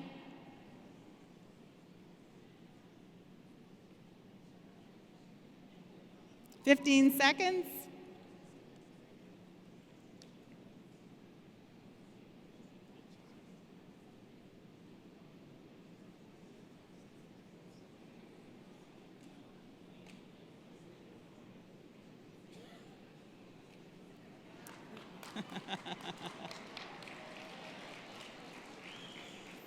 Okay, just 2 more things about the clickers. If you need help seeing the display, please let the chair of your delegation know. He or she will ask one of the floor stewards to be present with you for the voting and read the display to you. And your clickers have numbers on them, but the numbers are only for inventory purposes. There's no record of which delegate has what clicker, so no one will know how you vote unless you tell them or show them your clicker during the few seconds the green light is displayed. Only the number of votes pro and con and abstentions will be recorded. Remember, 1 for, 2 for, 3 2. Push the button how many times? And the little orange light will flash. A green light means your vote has been recorded. Red light means repeat. And you can change your vote until the voting is closed by the moderator.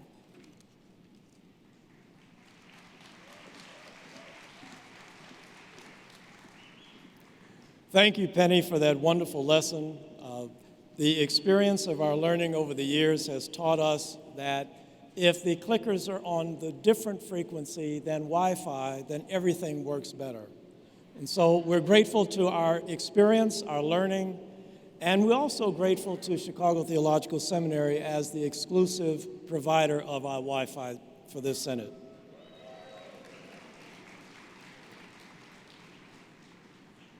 Bylaw 235 indicates that the Board of Directors acts as the General Synod ad interim, and that the Board of Directors shall serve as the Business Committee and Committee of Reference of the General Synod during its sessions, and as such, shall prepare the agenda and schedule of all meetings of the General Synod and recommend changes therein during sessions. Therein is a word taken out of the bylaws. I didn't use that. As we seek to make the most efficient use of our limited time together at General Synod, we ask for your help in being as concise and brief as possible in your comments so that we can move the business along. We will be dealing with issues about which people have passionate feelings. Let me remind all of us that our standing rules place time limits on speeches during debates, and we will be turning off the microphones on speakers when time has expired. Except for committee chairs speaking from the podium, this will be after a 2-minute period, and the moderator will indicate and give you warning when only 30 seconds remain. The clock on the screen above you will indicate how much time is available. I now call upon the chair of the United Church of Christ Board of Directors, Mr. Frank Bolden, to move several procedural motions. Dear friends, please welcome from the Central Atlantic Conference, Mr. Frank Bolden.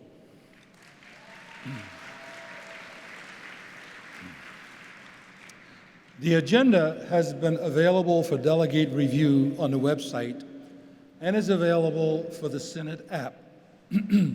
As you can see, we have a full schedule. Many of us have already started our work as we attended the educational intensive that provided background and context for the committee time. We will have hearings on Sunday afternoon, and business continues through Tuesday afternoon, with closing worship the last thing on our agenda that day. You will have the opportunity to hear some dynamic speakers interspersed throughout our business sessions. Because it is often difficult to predict how much time individual agenda items may take, as we move through these next individual agendas may take, as we move through these next few days, you will discover that the General Synod agenda is often very fluid. As always, our challenge will be to complete the business that is before us in the limited amount of time that we have together. While there are exceptions, the Agenda Committee has designated approximately 15 minutes for the report of most committees. As a body, you may vote to extend debate on any given issue. However, there are times when we will need to call the order of the day. Also, please remember that any business that we are unable to address during our time together will be referred to the United Church of Christ Board for action. The Business Committee will do its best to see that all items are dealt with, including the resolutions before us, and especially to give this General Synod the opportunity to consider resolutions on topics we've not dealt with before. On behalf of the Business Committee, I move that the 32nd General Synod adopt the agenda and authorize the Agenda Committee to make any necessary adjustments. This motion comes from committee and does not require a second. We could use the consent process that was described earlier, but I'd like us to use this vote as the first formal opportunity to use the electronic voting. Remember, do not press any buttons until I say voting begins now. At that point, you will then have 15 seconds to enter your vote. You will press 1 to vote yes, 2 to vote no, and 3 to abstain. If you want to change your vote, you may do so as long as it's within the 15 seconds that is allotted for voting. The vote recorded will be the vote at the end of the 15-second time period. So let us take our first vote. Have your keypads ready. All those in favor of adopting the agenda will press 1. Those opposed, press 2. Those abstaining, press 3. Voting begins now. –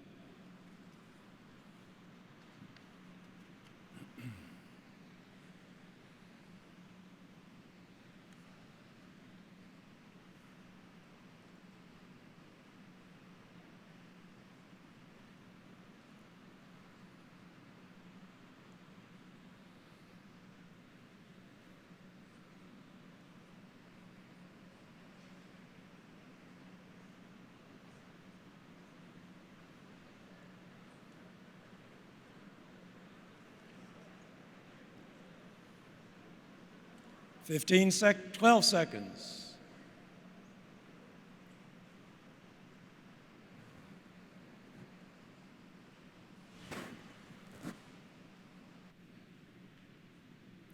Thank you. The agenda is adopted. Mr. Bolden? Thank you. It has been a real honor to serve on the board of directors of the United Church of Christ for the last 6 years, the last 2 as chair.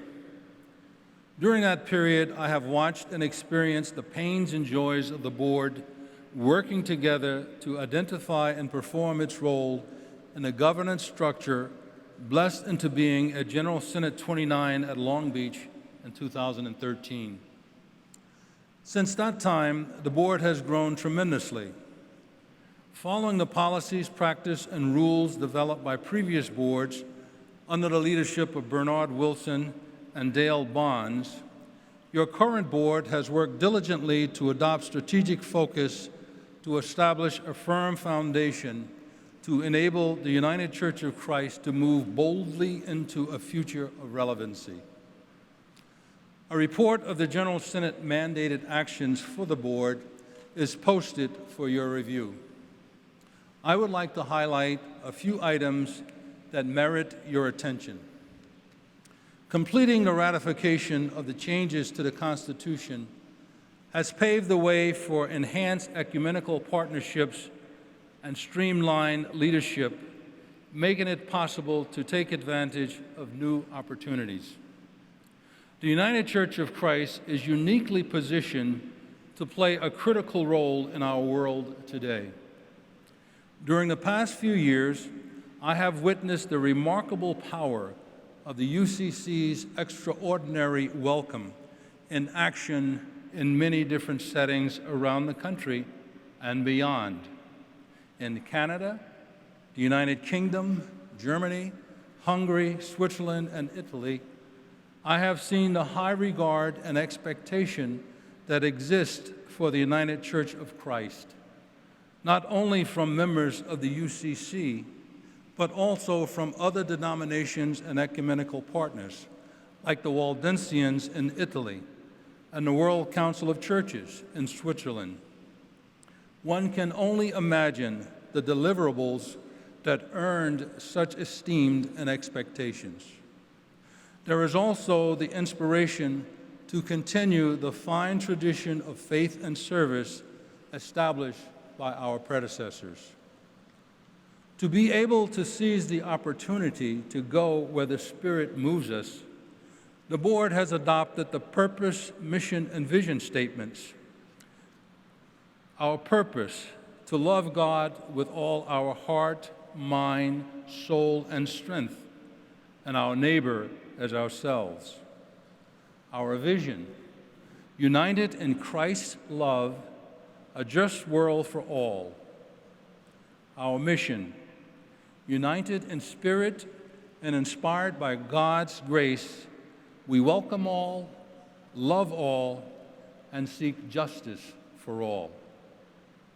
The task is now to ensure that every member of the UCC is aware of these guides. The Board has also endorsed the strategic priorities for moving us forward. The first one is inclusive excellence, which is a commitment to make this a habit that is implemented and practiced consistently throughout the UCC. The second one, technology infrastructure, to develop strategies that foster an orientation toward an engaged technological future and ensure technological viability in a changing world. Number 3, curriculum, training, and development for a just world for all, which means assessing and leveraging all levels of resources in alignment with working towards our vision. Number 4, fostering innovation, which means engaging in every expression of the church in exploring, celebrating, and disseminating innovative ways of being church. And finally, number 5, strategic organizational alignment, which means to reorient systems and leverage partnerships towards attaining our mission and vision. The General Minister and President has worked to align the work and resources of the national settings into these strategic priorities. This has been a difficult task because of the broad scope of opportunities, the grasp of tradition, available resources, and the dynamics of change. To support these exciting ventures, the Board, with the blessings of General Synod 31 in retiring the old pattern of giving, sought the implementation of a new covenantal framework of giving. Accomplishment of that goal has taken longer than expected, but is ongoing with the aim of providing the financial resources required to halt the decline of support and establishing the funding for a bright future. The Board has asked for, and the General Minister and President has delivered, balanced budgets throughout the biennium. The Board has also supported the Shaping Our Future campaign that will help provide the foundation for achieving strategic initiatives. Let me take a moment here to ask Ronald Patterson out there to stand. Ron is a retired pastor, a former member of the Board, and a former chair of the Development Committee. He has no formal UCC job description now other than retiree, but he has worked tirelessly for the Shaping Our Future campaign, placing many calls and spending many hours to help us achieve our goals. Ron, thank you for your demonstrated love of the United Church of Christ.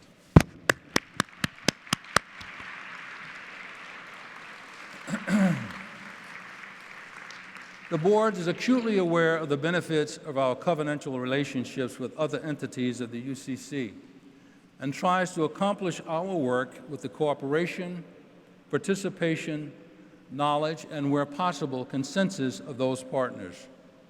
We work to continually improve those bonds. In this biennium, we had 10 members of the Board resign, 7 because of the inability to take time from their jobs to attend meetings. This is a serious problem for which a solution is desperately being sought. Fiduciary requirements also establish the need for board members with expertise in certain fields, such as finance and law and IT, things of that nature. If you are such a person who loves the church and is capable of serving, I would urge you to contact your conference minister. Other information about the activities of the board are posted in written materials for your review. Let me stop here by thanking you for the great privilege of serving the church.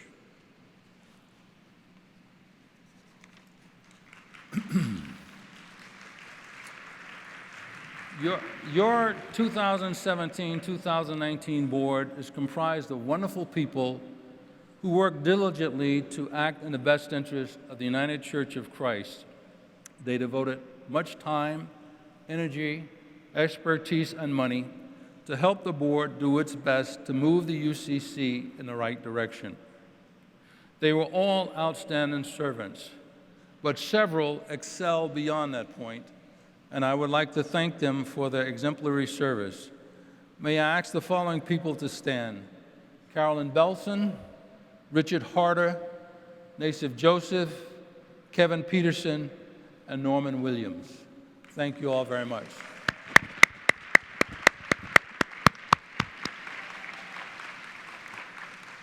Permit me now finally to ask the following directors whose term expire at this meeting to stand. These people have been serving since 2013. Please hold your applause until they are all standing.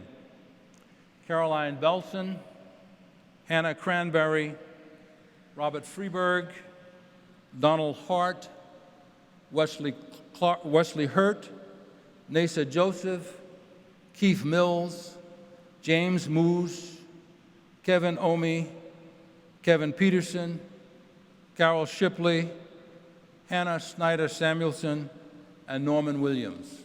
Thank you very much.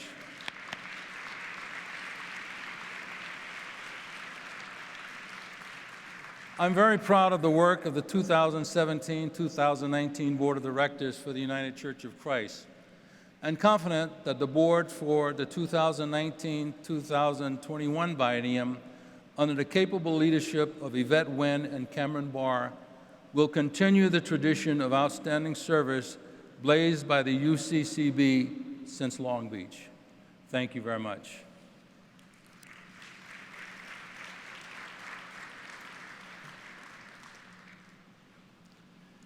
There are various people, outside expert, and guests who will be,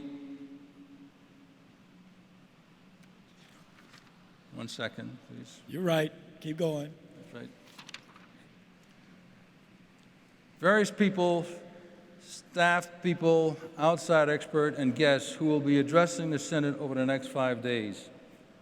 Our rules require that these individuals be granted voice without vote for the portion of the agenda to which their presence is required. The Synod Administrator's Office prepared a listing of these people, which you will find included in the second report of the Board of Directors available on the Synod app. Mr. Moderator, on behalf of the Business Committee, I move the listed individuals be accorded voice without vote at the appropriate times during our meeting. The motion comes from the committee. It requires no second. And Frank, you have been such a good friend to me. They don't know that we actually can communicate with a look. So we did it again today. We're going to use our clickers this time. All those in favor of granting voice to these people will press 1. Those opposed, press 2. Those abstaining, press 3. Voting begins now.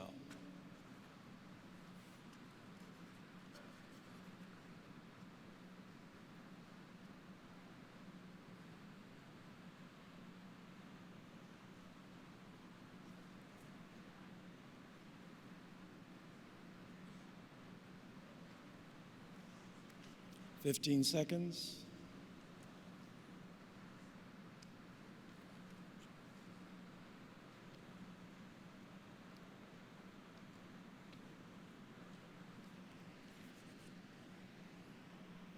motion is passed. Thank you. Mr. Moderator, at this time, I would like to bring before Synod one additional item of business. The slate of candidates for election to 6-year terms on the General Synod Nominating Committee. Please proceed. At the recommendation of the Special Committee on Selection, the Business Committee is bringing 5 candidates for election to the General Synod Nominating Committee.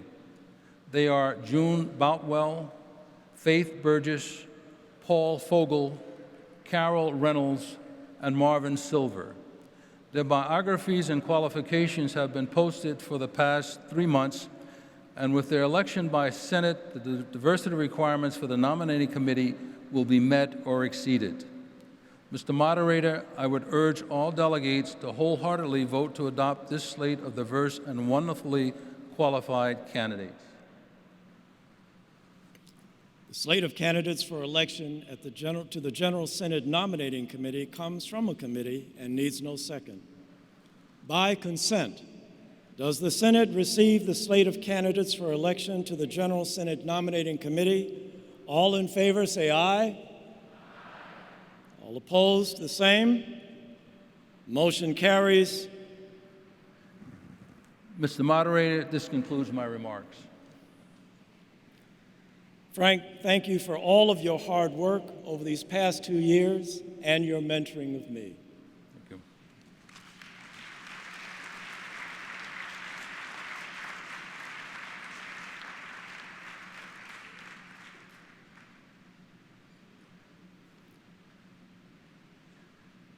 The General Synod Nominating Committee, 14 members elected by the General Synod and 2 appointed by the Chair of the Board of Directors, is critical to the well-being of the Church.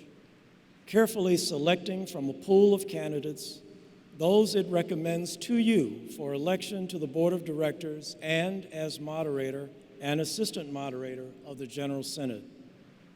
The Chair of the Nominating Committee is Ms. Jean Avison, and she will now bring the report of the Nominating Committee. Jean? Thank you, Mr. Moderator.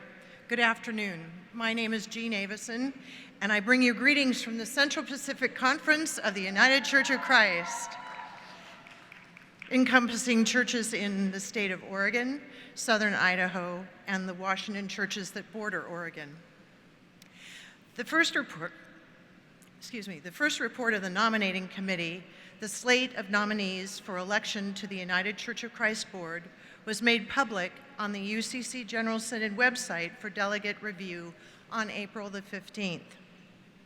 The second report of the Nominating Committee, the nominees for moderator and assistant moderator, was also made public on April 15th, and we hope you've taken the opportunity to review the report as well as the bios of each of these nominees. The Nominating Committee is pleased to endorse this slate of nominees, and we are proud of the process by which we produced it. We were blessed by a large pool of candidates, all of whom immensely talented and uniquely equipped to serve the wider church.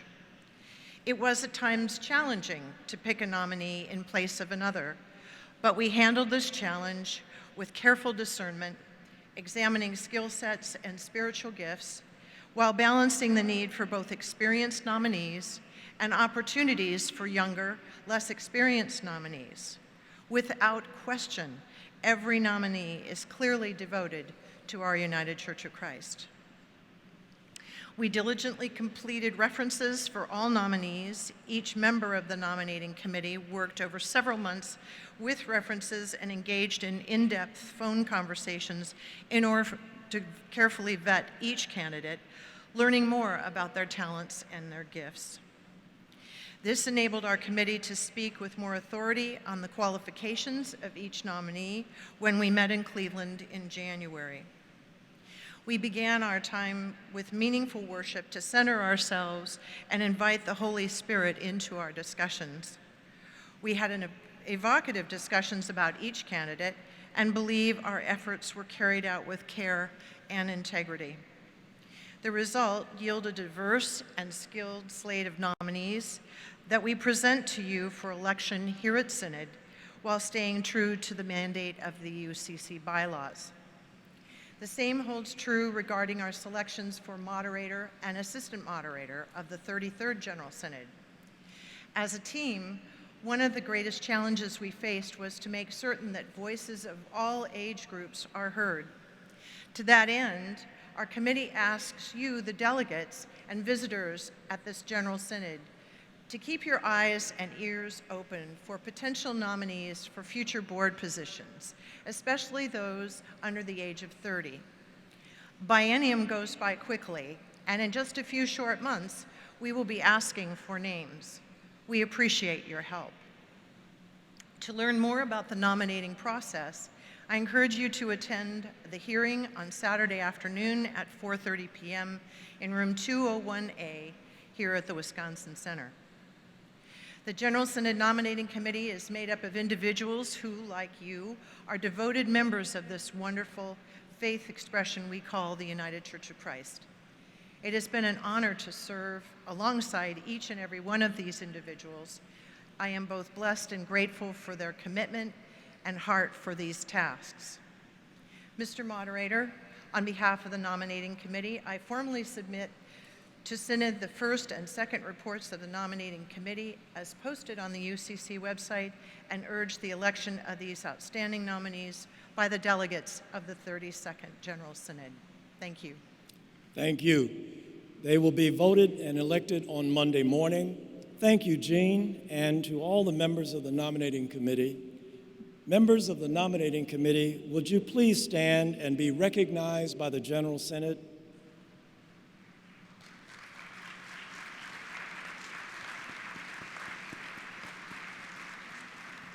Thank you to all and for your service to the United Church of Christ. We rely on the Business Committee to recommend how to organize our work. In addition, our Subcommittee on Disposition suggests how to handle resolutions that are submitted for our consideration. These are functions of the Board of Directors, and the members of these bodies assisting Synod are members of the Board of Directors. The members on the Committee on Disposition are our experts on the resolutions that will come before Synod over the next few days and will now bring us recommendations on how to refer to them. For that report, it's my pleasure to introduce the chair of the Subcommittee on Disposition, the Reverend Carla Gregg Kearns. Our recommendations appear in the Reports to General Synod section of the General Synod website. Our first report concerns 21 proposed resolutions that were received by the January deadline. The second report contains 3 proposed resolutions that are not being forwarded because they came after the deadline and did not meet the could not have been anticipated clause. 2 later resolutions that were received and met the could not have been anticipated standard are found in our final report. Together, these constitute our report to you. In recommending these dispositions, we have relied on criteria set forth in the standing rules. These include rules on form, content, and source, and definitions of prudential and witness. The committee does not consider the merits of resolutions and only works to ensure that the resolutions adhere to the categories and criteria as set forth in the standing rules. To summarize, a total of 23 proposed resolutions are being forwarded for consideration. We recommend designating 10 of them as prudential resolutions, each requiring a majority vote, and 13 as resolutions of witness, each requiring a 2/3 vote. The committee changed the designation of 3 resolutions submitted as prudential to witness because we noted they had elements of both witness and prudential.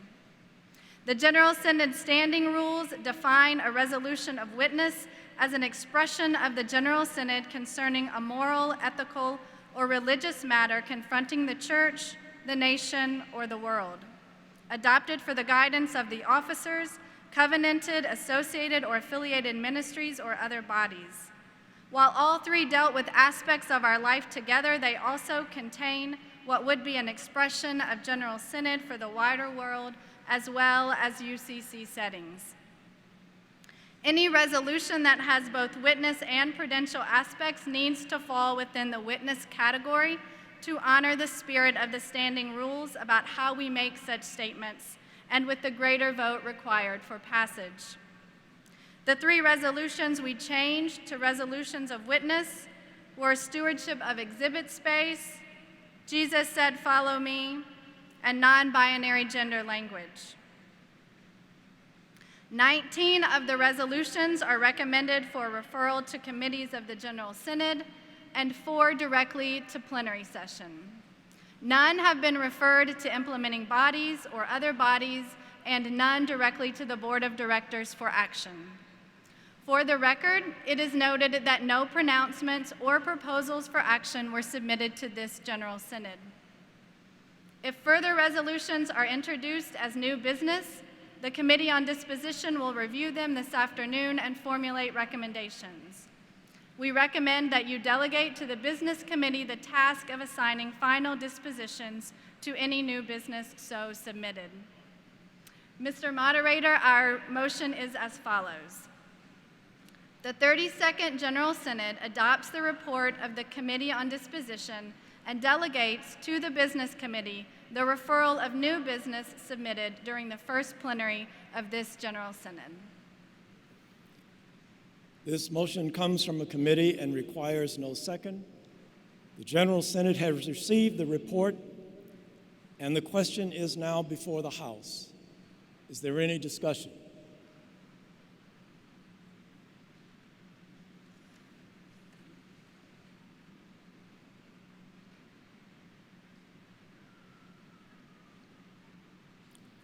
If you're ready to vote, have your devices ready. Those in favor of adopting the report of the Subcommittee on Disposition will vote press 1. Those opposed will press 2. And those abstaining, press 3. Voting begins now.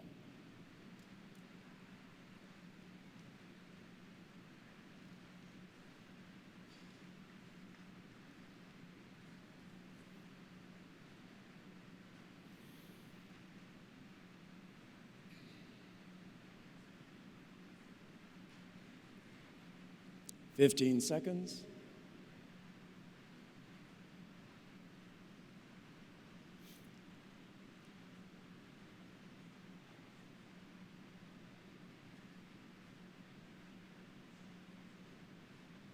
Thank you. The recommendations have been adopted. Thank you. In accordance with our standing rules, this is the only time in the agenda when delegates may introduce new business, and this new business will be introduced by title only. An item brought as new business must be submitted by 3 delegates from at least 2 conferences, and the presenter must provide 15 copies of the proposed resolution or other formal motion. Copies should be left at the floor parliamentarian table. It must also be provided in electronic format for ease of distribution. Items introduced will be referred to the Business Committee for decisions on the new business in accordance with the action just taken. The procedure for introducing new business is as follows. The delegate introducing new business should give their name and conference, the title of the new business being introduced, and the name and conference of the 2 delegates who are seconding the introduction of the item. Any delegate who introduces new business may want to talk to David Anderson about process, as I said earlier. He will be available at the front of the stage immediately following this session. All delegates who introduce new business must meet with the chair of the Subcommittee of Disposition in the General Synod office, room 201C, at noon tomorrow. At that time, the chair will inform those delegates of the committee's recommendations to General Synod. The white microphone, microphone number 6, by the floor parliamentarians' table will be used for the introduction of new business. Please begin.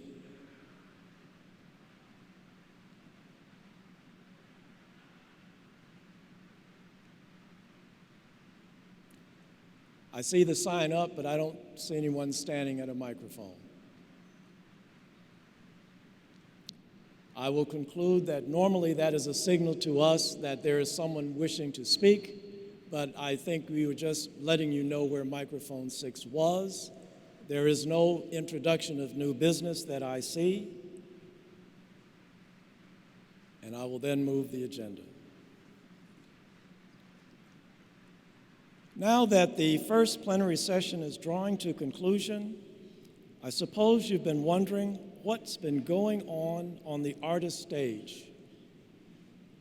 We are pleased to welcome Ms. Tia Richardson as one of our theological reflectors.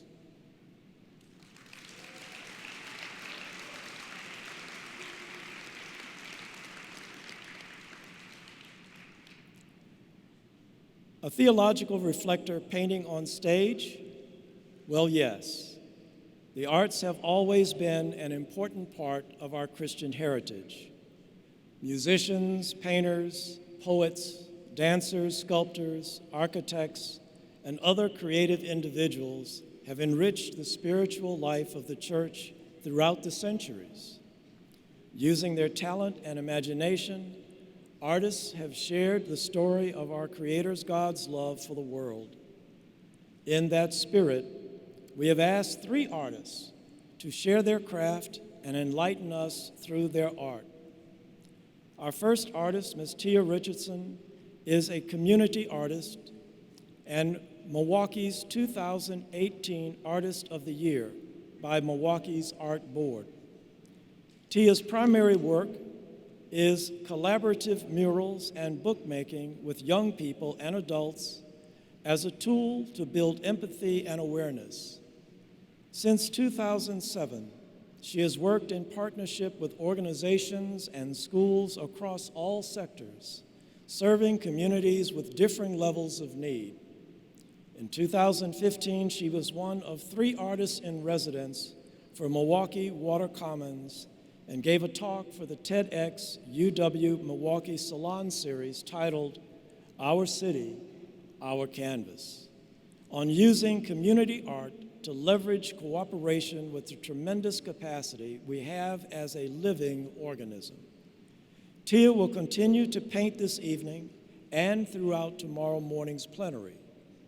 As we close tomorrow's session, Tia will offer her thoughts on what she painted and why. It will be her opportunity to give verbal voice to complement the artistic voice she is creating on canvas. By the way, we will meet our other 2 artist theological reflectors on Monday and Tuesday. We know that you'll be inspired by their artistry and spirit. Thank you for your good work this afternoon. That concludes our first business session. Our next plenary will begin at 7:30 this evening. Now, with some announcements, our assistant moderator, Penny Lowes. Penny?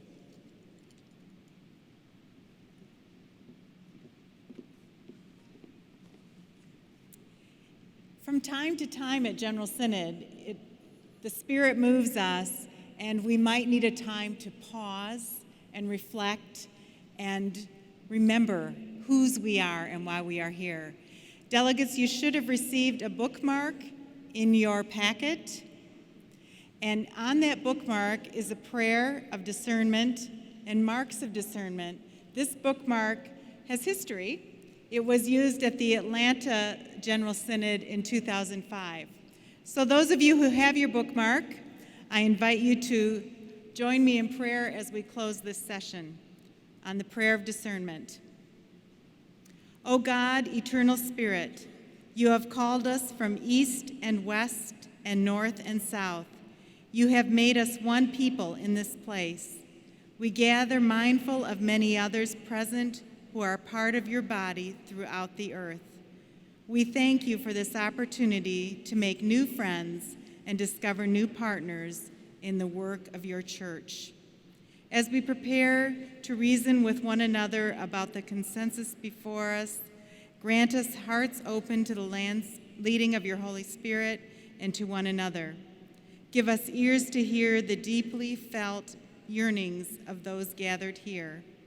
Call forth from us a compassionate spirit that sees one another's good as our own. Give us the mind of Christ, in whose name we gather and whose body we are one. Amen. I declare the first plenary of the 32nd General Synod to be complete. We are in recess. See you at 7:30 this evening. When Jacob awoke with the sky up above and his head on a stone,